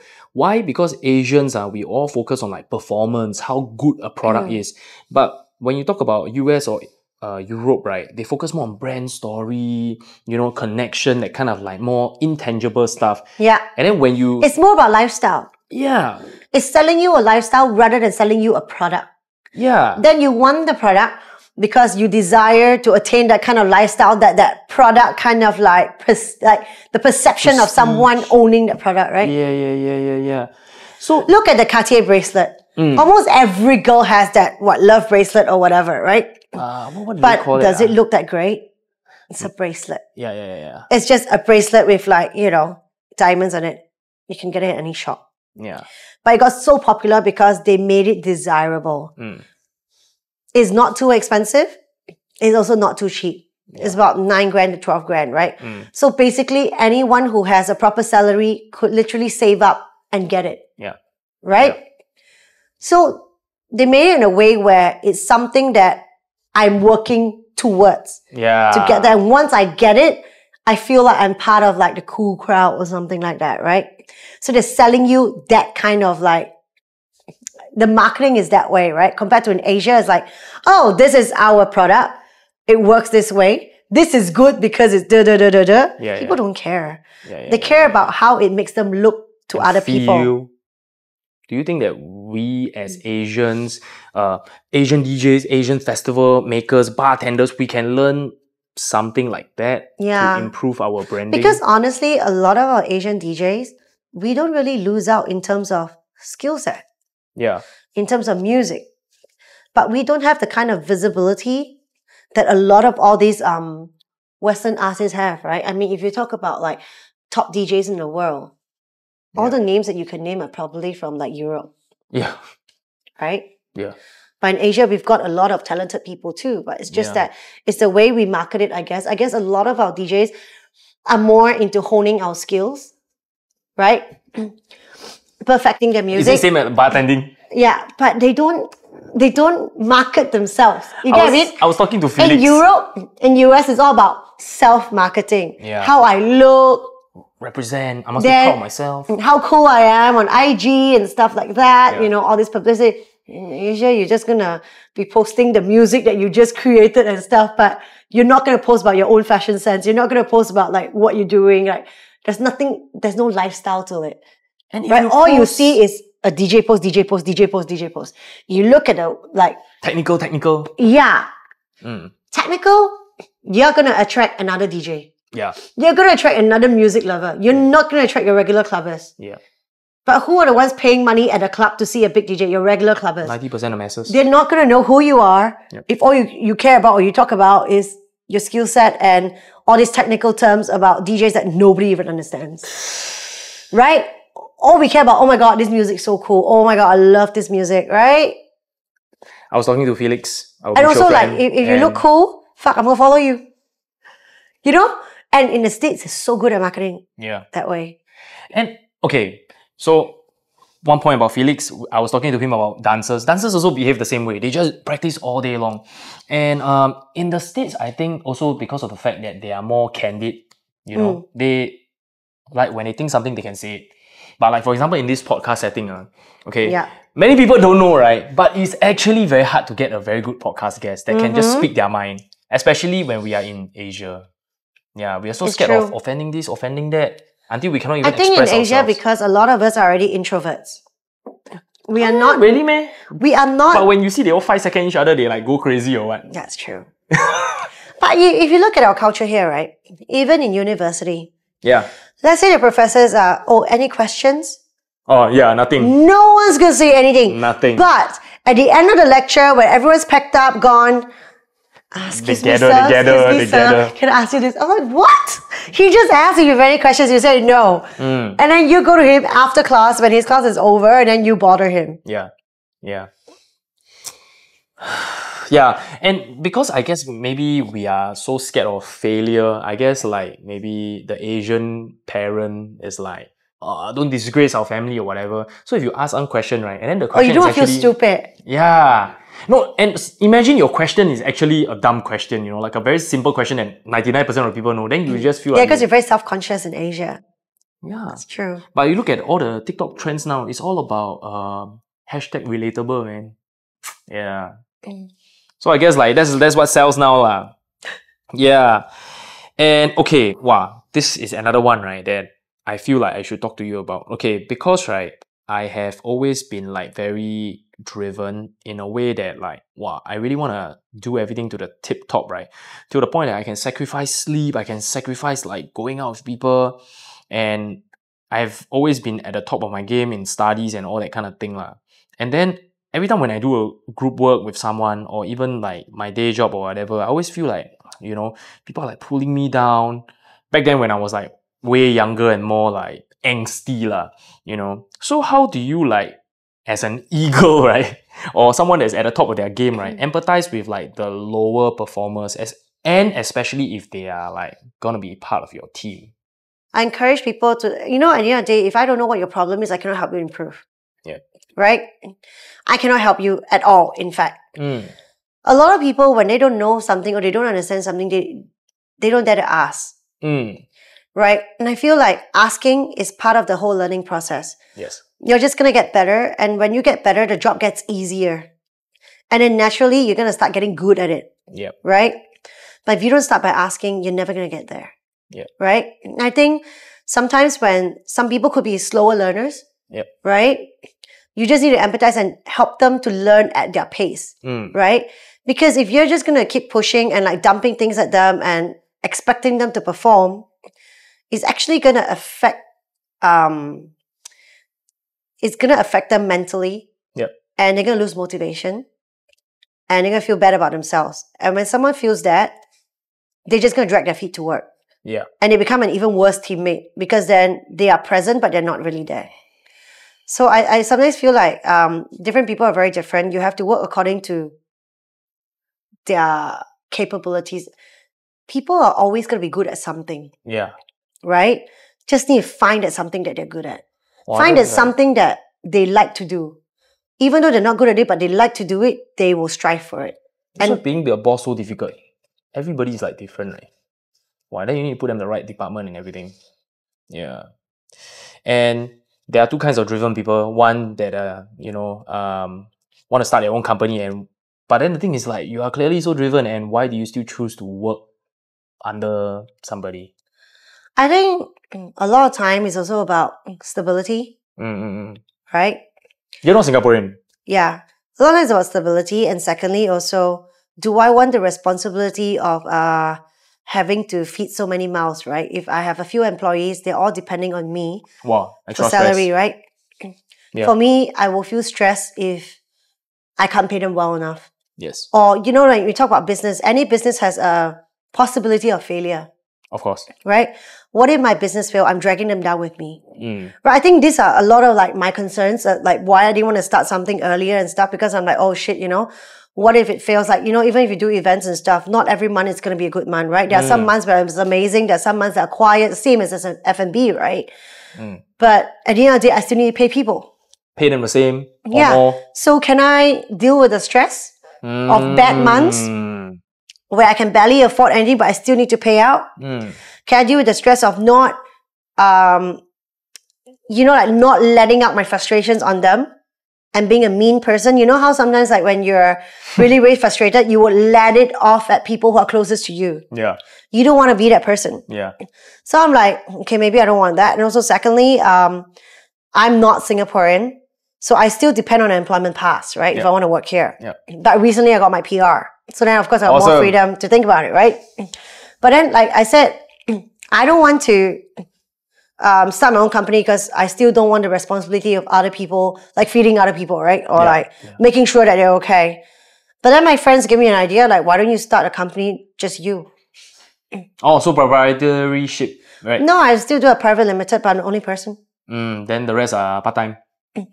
I mean, if I need someone, most of the time events, I do it myself anyway. Unless I need staffing, I always have part-time staff. Yeah. I'm thinking, okay, cool. Then if I need a designer, I just get a freelance designer. Yeah. But at the end of the day, I don't have to pay anyone. If I need to get a freelance designer, means I have a job, right, on hand. Yeah. So I was like, oh, this is probably a good solution. And I started. Which is called? Lil Big. It just means little person, big ideas. Oh. The name came from Joseph Ryan. Joseph Ryan is like the your permanent +1. I brought it up. I'm like, guys, I'm having a midlife crisis. Still want to start my own thing, but I don't have a name for it. And then like he just came out Lil Big. I'm like, what on earth is that? It's like little person, big ideas, because he always says that I'm a little person. He always makes fun of my height. So yeah. I forgot how small you are, right? That I need to change my default camera angle. Guys, I'm average height. I'm 160 centimeters tall. For reference, Joseph Ryan is fucking huge. Okay? Exactly. Yeah, so to him, everybody is small size lah. Yeah. Yeah, okay, great. And then it is so difficult to find a company that can allow you to do your own thing, right? Because they'll be like, oh, you start your own company, then like that, you cannot work our job. Most jobs are like that lah. Yeah. And so when you start, you have to leave. Do you like outwardly like declare, or you just don't say anything? No, I left, right? The white pony, Yeah, but then they're still good friends with me. Yeah. And I still bring them jobs. Yeah. So any job that requires branding, I go straight to them. Because I don't have a branding agency. I started an events company, which is completely different. Okay, so there's no conflict of interest. What's this events company, this Lil Big? What do you target? So I mainly do high-end luxury events. So I do dinners, like let's say your Crook or Dom dinners, that kind of stuff. I do like, let's say window displays that needs to be built and stuff. I can build all that and design it. Then of course, luxury events like Amber Lounge.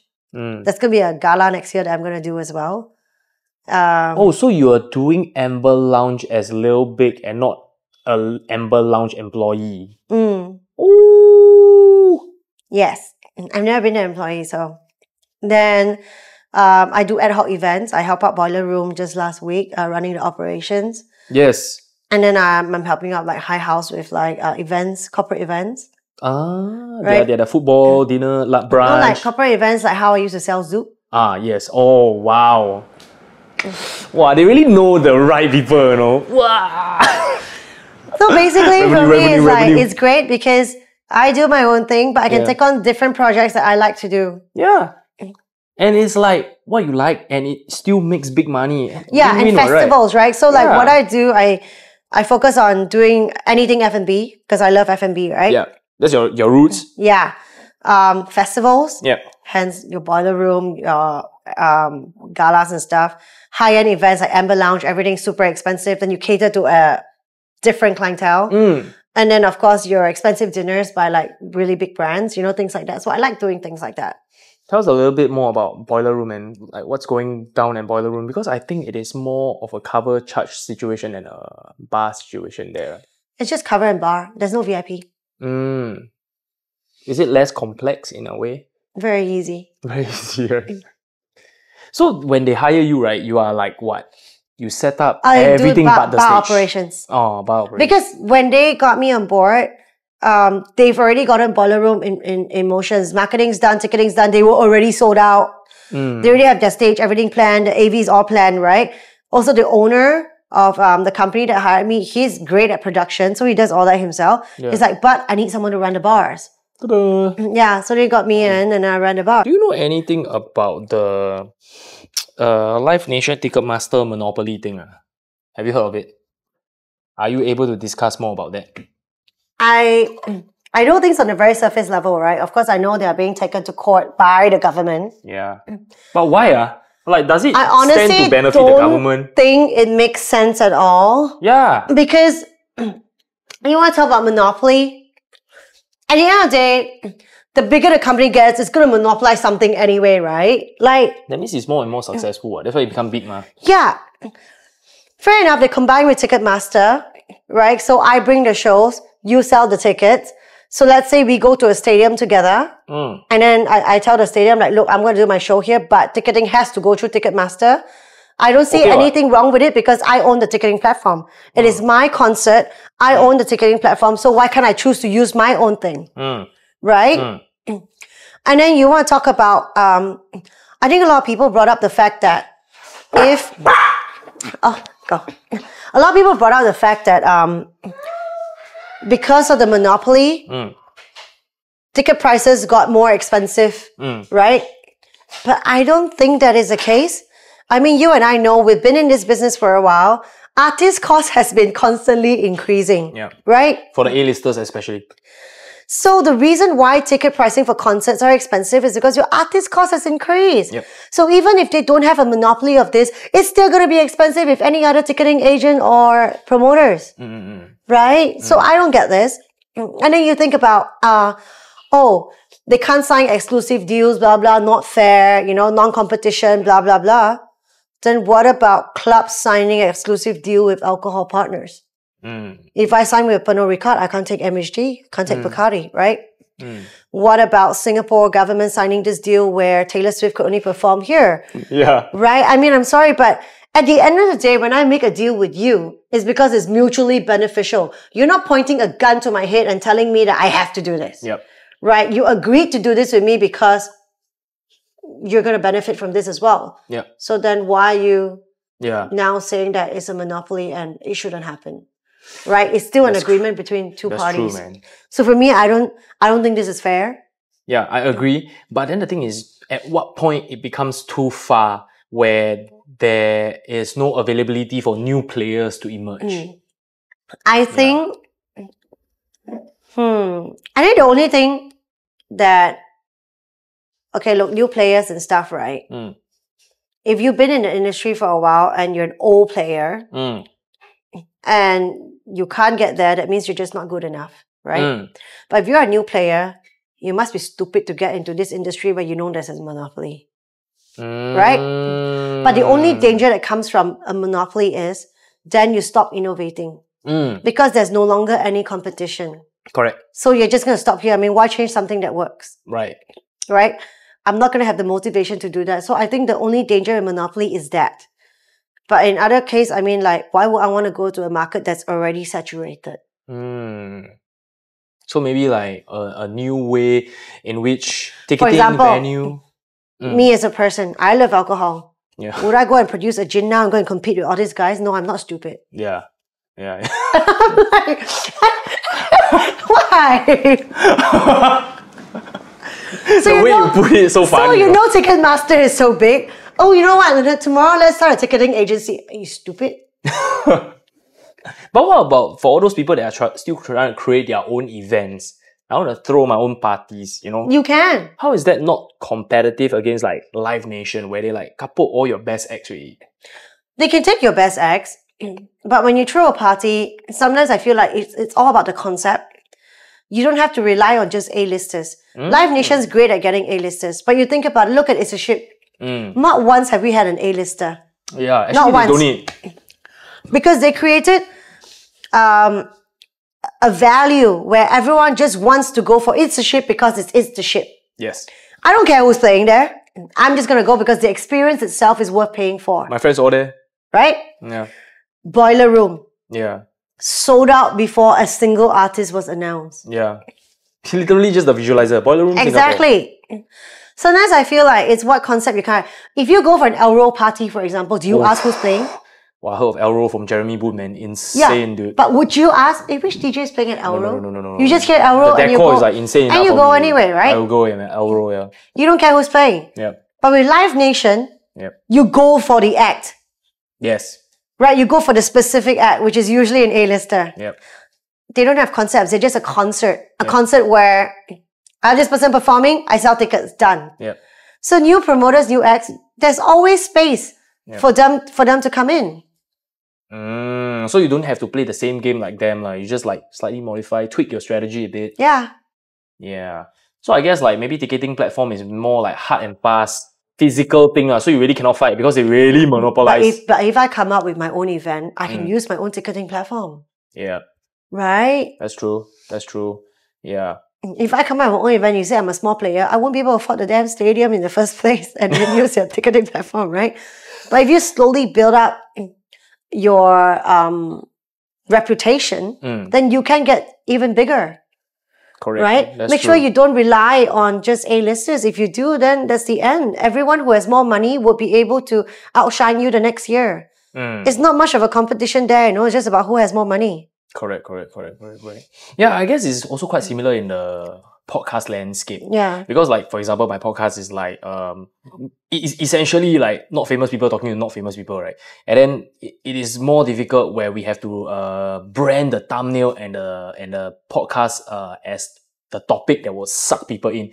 Whereas like Joe Rogan podcast, Joe Rogan with... He can talk about anything. Dude, he's just like Joe Rogan with Elon Musk. People click already, just two guys just down there, like the thumbnail is like not even designed. And then people will just, 5 million people watch, Yeah. So I guess it's like, the smaller you are, I guess the more space for you to innovate to come out with something. But the bigger you are, you actually cannot innovate that much because you risk. And you don't even care about innovating. But I think it's more of like they scared, right? Their KPI drop, then everybody pay cut or something, right? That's like quite high risk for them, sir. So probably it's not they cannot innovate, but also quite scary to innovate also. That's why I say, why change what works? Well, yeah lor. Wow, shit. Then how do big companies stay on top? That's the key, right? It depends on what they do. Yeah. But a lot of big companies are not monopoly anyway, right? And I think people are switching a lot more to experiences these days rather than product. Remember we talked just now about how people are buying to a lifestyle factor rather than an individual product. Aspire to be... You know how ages ago where girls would take pictures with their handbag on the table? Oh, yeah. Just so you could see that I have that handbag there. Yeah. These days, that doesn't work anymore. You get what I mean? Everybody also... People care more about your holiday pictures. Where you went on holiday, where you went for food. Right? Oh my God, you were in this fancy restaurant. Nobody cares about the Chanel or Dior handbag on the table. And last time, people always have like strategic placements of it in every single picture. So people are not looking to buy into products anymore. They're looking more into, especially this generation, more into the experience itself. What does this experience give me? Right? And the experience actually gives them a lot more recognition and things like that because other people say, oh my God, FOMO, I want that too. Right. Like, do you feel like, when you go on a holiday, it's great, you build a lot of memories and you remember it, you can talk about it to friends, you laugh about it.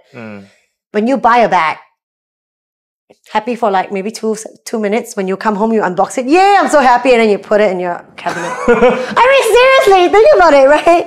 The satisfaction factor is like only in the time where you're like, oh, I really love this bag. Everyone will get it.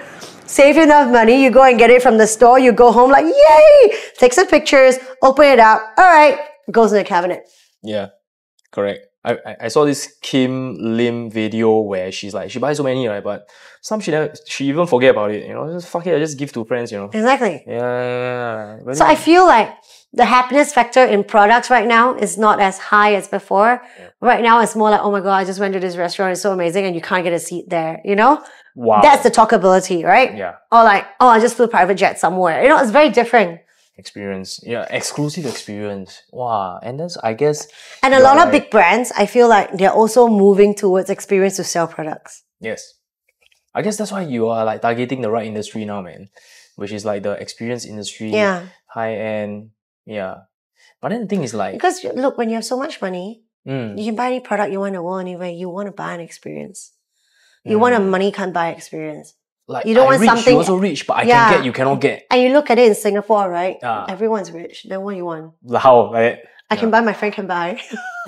Yeah, precisely. Fuck.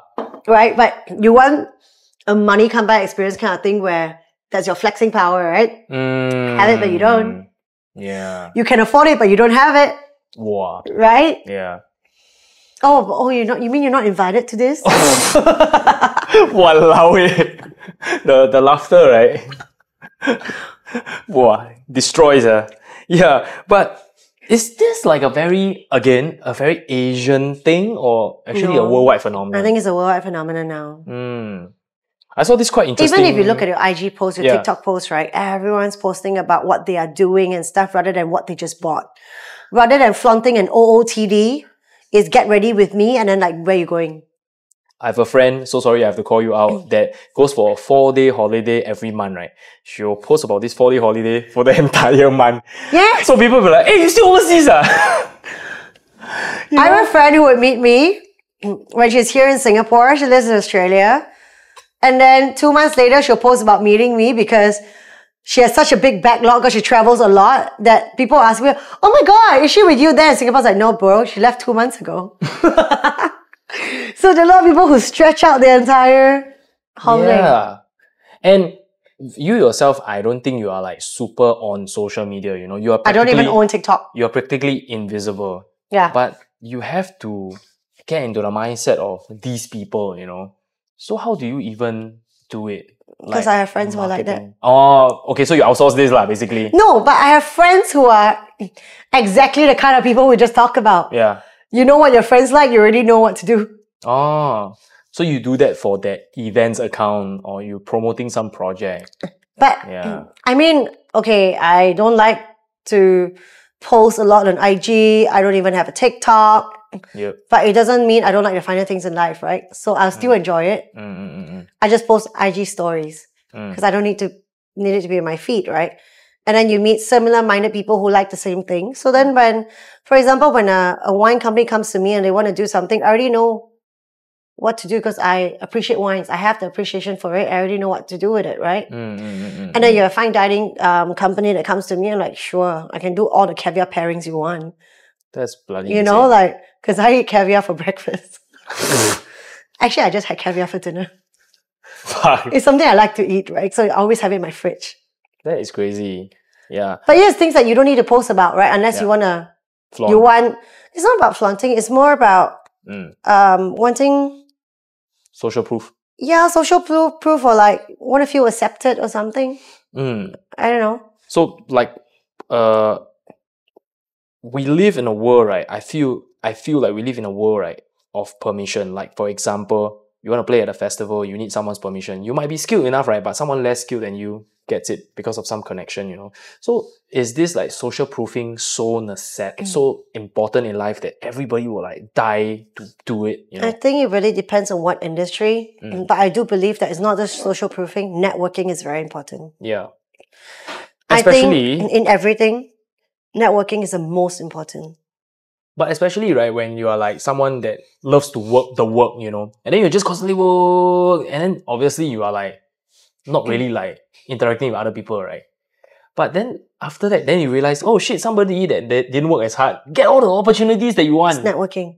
Yeah. Right? And so how do you like balance both? Or you just like simply don't sleep? Honestly, I'm just very lucky.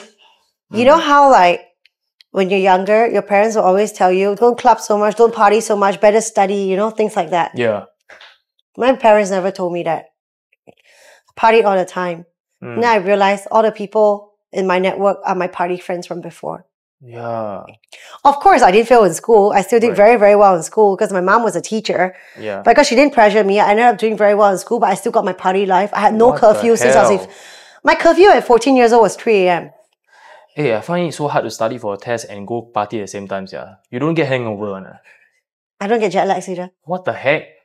You drink since like 3 or something. They put the alcohol inside your milk. Since 14. Yeah. But I just feel like when we were younger, when you're partying with people, when you're very, very young, everyone's inhibitions are down, right? I don't think about you being my friend just because I've got status or I've got money. Because when we are friends, I don't even know what you're going to grow up to be. I don't even know who your family is. Because when I meet you in a club, I just want to hang out with you and have fun with you. This is how friendships are formed. You don't form friendships that are so, superficial these days, where I want to be your friend because you're somebody. I want to network with you because I know you know somebody. But back then, when you're out, you're drinking, you're having fun, you don't care. I just care about how cool you are. I just care about how fun, we hang out and stuff. Like, I didn't know who all my friends are until like much later. I was like, holy shit, he owns that building. Like, wait a minute, what do you mean he does? Like, I have no idea. And these are how friendships were initially formed, right? And later on in life, we realize that, oh shit, actually, I know all these people. And that's where your network grows. You already know them. They are already your friends. But imagine if you meet a multi-billionaire today, you don't know him when you were younger. You go up to him and you make friends with him. He'll be guarded. Yeah, and not just that, when you meet someone, let's say in a networking session or whatever, a work event, oh, hi, nice to meet you. Oh, yeah, great. Maybe you can collaborate sometime. Okay, bye. And then that's it, right? You're not going to be the person they're going to call and have dinner with. You're not going to be a person they're going to recommend a job to, So I find like networking when you're a lot younger is... lasts longer. Not just that, it's a lot more important. And the bond stronger. I feel like a lot of people only start networking after they graduate from university. Shit, guilty, man. Right? Yeah.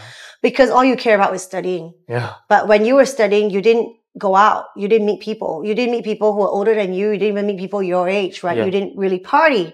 But by the time you're out of school, you're looking for a job, and then you get busy with a job. And the only people you meet, your colleagues. Otherwise, work friends. But these people are not going to be your best friends. These people are not going to be the friend that you're going to call, hey bro, what are you doing on the weekend? Want to have lunch? You didn't choose to be their friend because no choice, they are just beside you. Yeah. Situationship. So I feel like it's very different from more genuine friendships that were formed when you were a lot younger and when you got to know someone not because of anything. There was no intention. But when you're older, right, wouldn't you be more picky? Because as you are older, you're more picky. That's why then other people won't want to be your friend either, right? That's why harder and harder, exactly. Right? So any tips, right, for somebody that's older, right, and then they finally realize, hey, shit lah, I need to network, yeah. Then you need a friend to bring you into the circle. Don't forget, sometimes the circles can be quite tight, right? Especially in Singapore. Yep. Especially. But when you have a good friend, everyone has one or two good friends that can include you and bring you out and introduce you to people, right? And when you're a friend of a friend who's in a group, people let their guards down because they trust a friend. And if you're a friend of the person, you're a great person. Good, like a safe recommendation. I find like the only way to network if you don't know people right now is to be introduced by a friend and then hang out as friends with all these other people, and then you get to know more and more people as the group grows, right? But going for networking events, I feel you're not going to make real friendships. Anyone I meet at a networking event, I probably take the card and keep it somewhere or throw it away. I don't know. Like, unless really like I have a job for you or we could work together, I don't even think I bother keeping in touch, to be honest, very right? Transactional. Yeah. And also at our age, right? We already have our own group of friends. Why would I want to hang out with someone new? Yeah. And then you start all over again, right? Oh, so what do you do? Oh, what do you like? That's so true. It's tiring. Previously, I was like talking to Benjamin King on a podcast, and then I was like, I have this handicap, right, where I don't really have the ability to like hang out with somebody that I don't work with, because I realized that when you make friends with someone, you can be their friend, right? But then when you work together, then you cannot work. It's actually quite surface level, But if you can be friends together and then you still can work together, wow, that's like real. Which is like your team of 6 back at Zouk, Yeah, true. But also, there's one thing that one thing is working together, but another thing is being business partners. Yeah, a lot of friendships will fail. Even best friends, when you end up being business partners. Because I think sometimes if both parties come in and you both don't need the money, you're not hard out for the money, but you want to do a passion project, that will work. But if one of the parties or both of you are going into a project thinking that you're going to make a shitload of money there and that's your only intention, that's when your friendship will fall apart. Because all the fights will happen when things don't go well. even when things go well, if money is my intention, I want to kick you out. You get what I mean? Like, people do get greedy. Understand. People do get greedy. People do get, you know, for example, if something fails, I'm just going to blame you. It's never my fault. You get what I mean? But if both of you have your own jobs or you're both financially secure and you go into business together and knowing the fact that whatever money I put in this business, this is money I'm willing to lose and I don't care. Then that's going to be a great partnership because you're already good friends. You can work well together. You go into something where I don't owe you anything, you don't owe me anything. Right? But with one of the parties, actually, this is his livelihood and this is his job. He needs to be paid from this, then you're in trouble. Because when shit hits the fan, he's going to blame everything on you and things are going to fall apart. He's going to take his part. I don't know, like, you know. Sometimes partners will like turn on each other. Maybe that's your fear on like actually starting your own company. Just do a one-man show for now lah, until you're ready to accept this like terrifying reality. Yeah, I guess so. Like, I was also speaking to another guest last week and then we were talking about like podcasts, you know. We spend so much money on the equipment, right? Just because we love to speak to guests that are doing high-level stuff, want to learn from them, and hopefully, right, they can spread some knowledge to our audience, right? And then that's good enough for us because we can grow the scene. Because one of the things that I hate the most, right, is, you know, you go to Chinese New Year and then your family asks you, so what you're doing for your day job? Then you're like, DJing. Then they're like, okay, so what's your real job? Then you're like, what the fuck? You know? So this podcast is basically the trying to educate people, get them. You know what I always tell people? Yeah. When I went to Zouk and then there was these DJ classes that you guys were doing, right? Right. During COVID. I took 3 classes under Jeremy Boone. Yeah. I never felt dumber in my life. I've always been like a straight A girl, whatever, right? Don't even have to study or ace on my test. But you put me behind a DJ booth and he was like, he did the old school way where you can't see the BPM. Yeah. He covers it up. Yeah. He now match the beat with the speaker here and like that. I was like, I can't do it. So then, I think the second day, I managed to do it. So confident I matched the beat, right? Peter was there, Rex was there, everyone was there, right? Because they were like just there doing stuff. There was no one else in Zouk. So then I turned up both the volume. I was so proud. I was like, yeah, I did it, right? Peter came up to me. He's like, hey, you got a DJ name yet? I'm like, not yet. It's like, you could call yourself DJ Same Song. I'm like, what do you mean? You mix Faded Alan Walker with Faded from another part of the thing. Of course, it's the same beat. I'm like, oh shit. I didn't even realize I mixed the same song together. Right? It was so bad. Never felt dumber in my life. I had so much respect for DJs after that. And then I was always telling myself, shit, you know, I should have studied this when I was younger. Because look at the amount of money DJs make these days. Yeah, if you're at the very top lah. Right? I'm like, shit, should have studied that. Yeah, but the reality is like most DJs are not really making a lot of money. So that's why I think the sensible thing now is to create content, do brand deals and whatever lah. But if you are like off the bat, right, you are trying to like make a lot of money from it, right, you'll be more stressed because like you have this. And not just that, you may lose your passion. Yes. When that stress comes by. And then when you're working with someone and then it's about money, right? Because money is like equal survival, right? Wow, then the tension will be, So whatever you say is correct lah. Yeah, money really ruins a lot of things, which is why it leads people to believe like money is the root of all evil. But then it comes to another point, right? Where if you don't start talking about money, right, you will never become rich. You know, the problem with Asian culture, right, is like, you know, we are taught to, don't talk about money, don't talk about money, you know. But if we don't have like sensible conversations about money, right, we will never actually make big money lah. So maybe we can like go into the last thing before we end this podcast is like, let's just say you start making your money already, right? How would you like spend it? Some people say that, okay, you know what, the best investment is to invest myself, start my own company. Whereas some people like invest in stocks. But for example, I started my own company with $0. I mean, I paid $200 to Accra, that's it, right? That's it, yeah. I work from home. Yeah.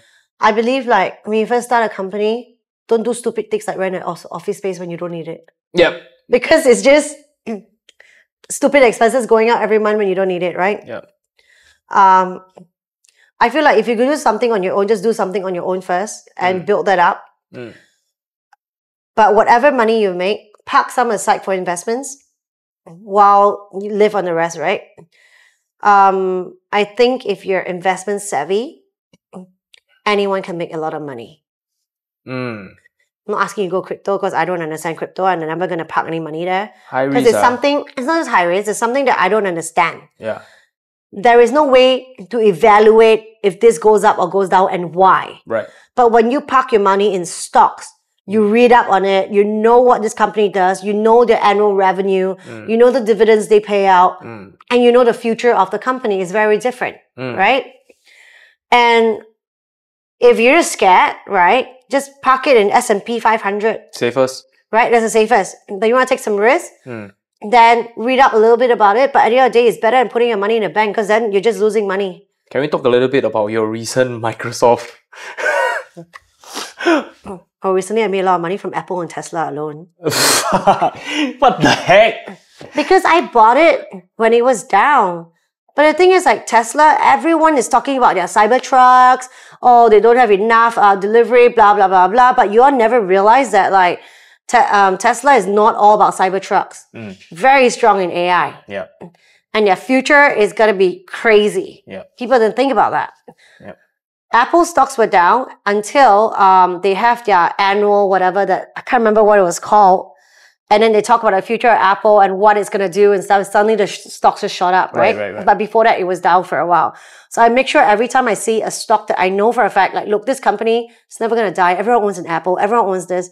It's stable. Even if it's low, just buy when it's low. That's when you make money. Don't buy when it's high, right? Tesla, I bought when it was like only 170. Went up to 250 at one point, you know? Damn. And then things like Palantir, I feel like it was very undervalued for a long time. I mean, even Pentagon is using it in the system. It was only at $17 when I bought it. Now it's $39, right? Whoa. It's got a long way to grow. And because it's 17, you can buy a shitload of it, right? Yeah. So then it was like 30-something percent, 40% increment. So I think when it comes to things like you need to understand the capabilities of the company and its future, then you invest, but don't be greedy. When it's high, don't buy. But also don't be the kind of investors where you get scared when something happens. Why the recent thing with CrowdStrike, why the pricing went down was because the moment it happened, all these like outages around the world happened. Yeah. Investors got scared and they pull out. The weak investors lah, basically. Yeah, but if something like this could affect the entire world, you know the power it has. Yeah. It means it's necessary. Everyone needs it. Dare to stay. Right? Why would you pull out? Right. But them pulling out is great time for the rest of us to buy. Double down, man. Yeah. So I feel like if you want to have your own business or even if you're working for someone, I think it's always wise to keep aside a certain amount of money just to invest in stocks. Don't have to go crazy. Just stable stuff that you know is going to do well. But you do it yourself. You don't have like a financial person, right? You just read up, do it yourself. Right.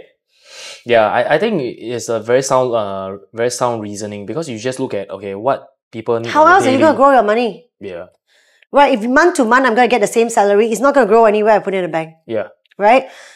And if I'm having my own business, month to month, it's almost going to be a similar amount you're going to get anyway, right? How else are you going to double that? Yeah. Unless you double up your business, right? Yep. But the best way in doubling is like stocks.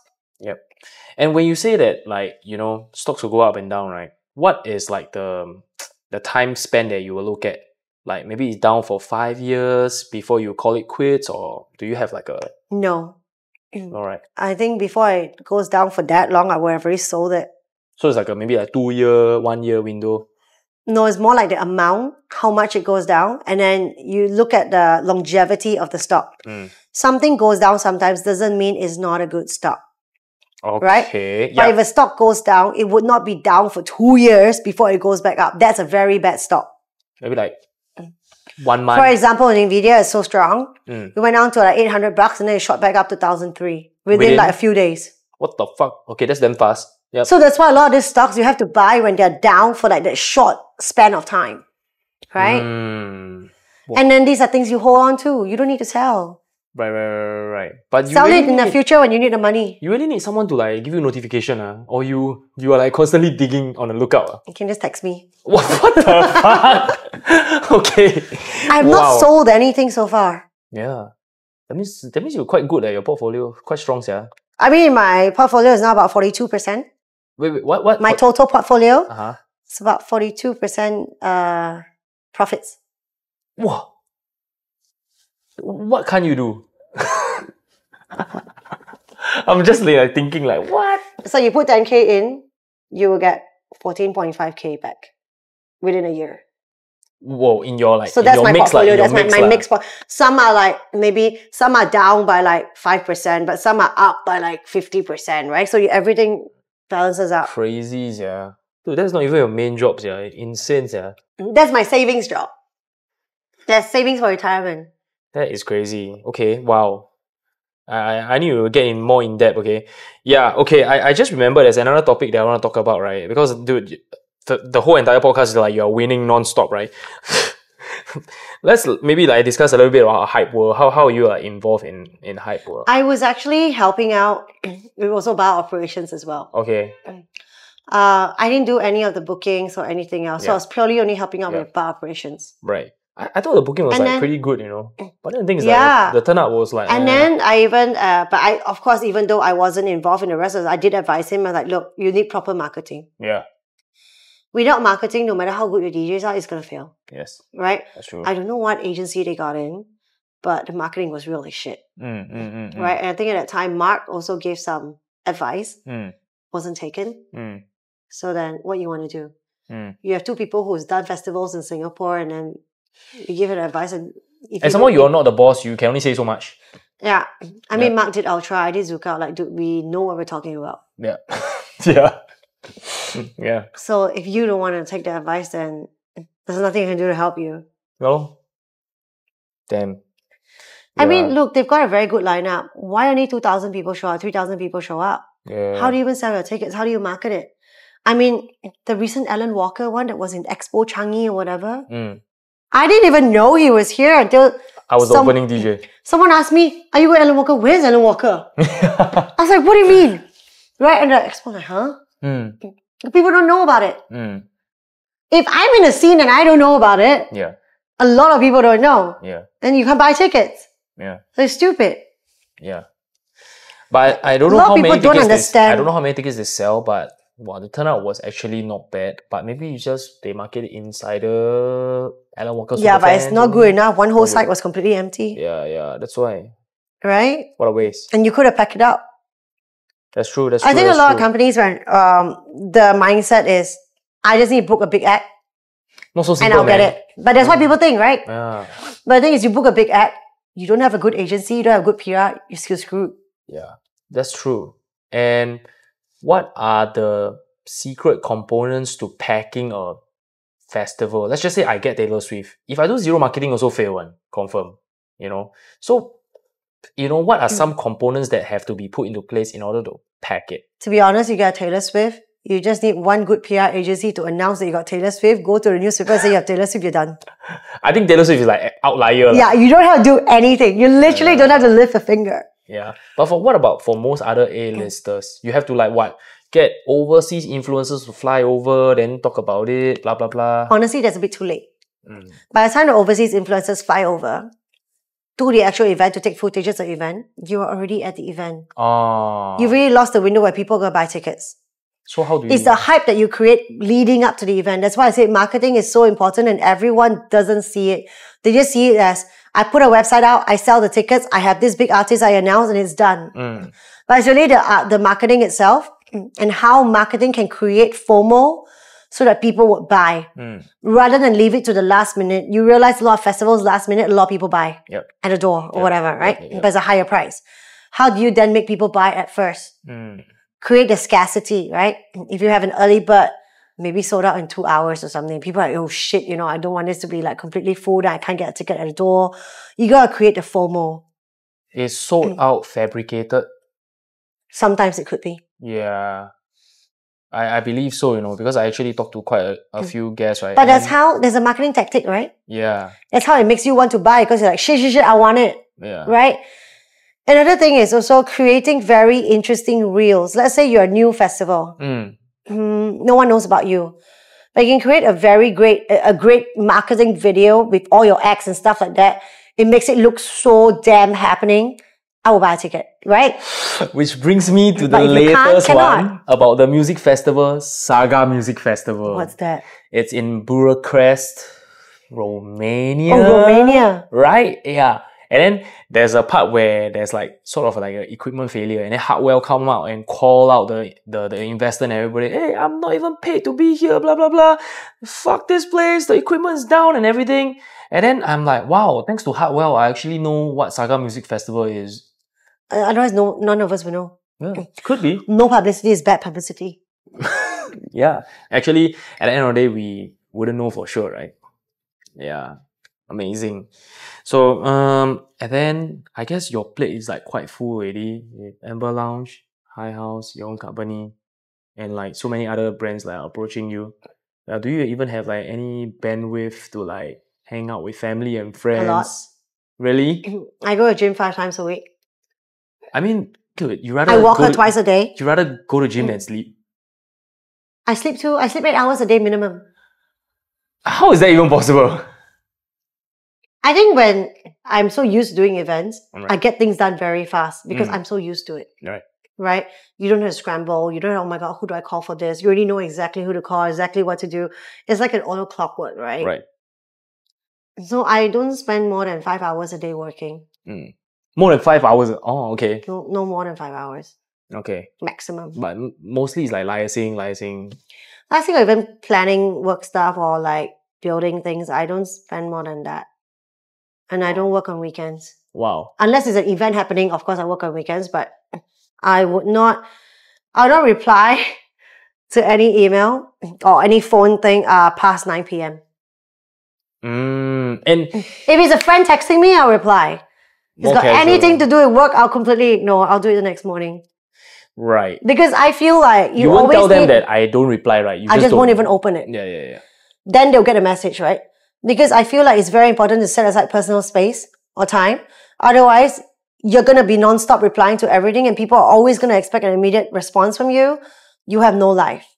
And you cannot and if you really want to tune out at night and sleep a good sleep, you cannot have your phone next to you for the next hour before you go to bed. Wow, you truly believe in the no screen time. Wow, very disciplined. That's why I sleep 8 hours, no problem. So, okay, without screen, right, I will literally go crazy, right? Watch TV if you want, if you have to. Okay. Otherwise, I don't. Okay. I just lie in bed with her, that's it, sleep. They just slowly zone out. No, you just slowly zone out or like really just do a recap of your day or do some breathing exercises. I sometimes like stretch and stuff before I go to bed. Yeah. I think sometimes recap and also think about, okay, what am I going to do tomorrow? How are you going to tackle your day tomorrow? And like map it out in your head. And then you have a very good night's sleep because then everything's taken care of. Yeah, and that's your competitive edge. And I don't procrastinate. Okay. Maybe you can go a little bit deeper into that. Anything I have to get done, I get it done now. Right. I won't, even if you're tired. No, I don't care. I won't be like, oh, let's just do it tomorrow. Oh, let's leave it. If you're going to do that, it's going to be a snowball vicious cycle. It's always going to be a tomorrow. Then you got more time to sleep than other people. Oh. Yeah. I'm usually in bed by 10:30, 11. That's crazy, yeah. I'm up by 7:38. Because when you say this, right, a lot of people don't know, right, the amount of shit that you're doing, you know. But if I party, of course, right? Yeah, but as someone that I've seen you work, I know the amount of stuff that you're doing, right? It's like, it blows my mind, like, so greatly. Like, you know, like the writer Cal Newport, he talked about like, what, 4 hours work day or 4 hours work week or something. Wow, you're like working towards that, yeah. Actually, it's possible, yeah. It makes sense. Yeah. Because the thing is, if you have enough rest, you have enough me time, you have enough exercise and stuff, honestly, you're keeping your mind very alert, very focused. So because you've already done all these things, the serotonin's in your body and stuff because of your workout, when you're actually sitting down and tackling an issue, you're very focused and very fast. Compared to someone, if I'm working long hours and stuff, I'm just going, you know, or like people who wake up in the morning, then they go to work and you're like, the 8 to 5 gang, basically. And then they're just like, okay, let me have coffee first.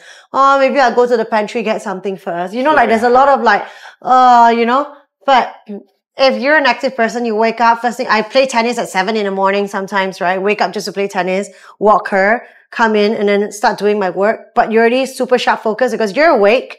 You just did sports. You're happy. And you feel like you've achieved something for the day already. You've gone through like, you've done this. Okay, now time to work. Might as well keep up the momentum. Yeah. Then you don't have to allow. Crazy. I sometimes either don't eat lunch oh, I just don't eat carbs for lunch. Yeah, I also start doing that so that you less food coma, then you can work more. God damn. Okay, yeah. I only eat carbs for dinner because I need to sleep. Faster, right? Yeah. Well, great chatting with you. I believe we definitely need a round 2 for next year when you do even more stuff.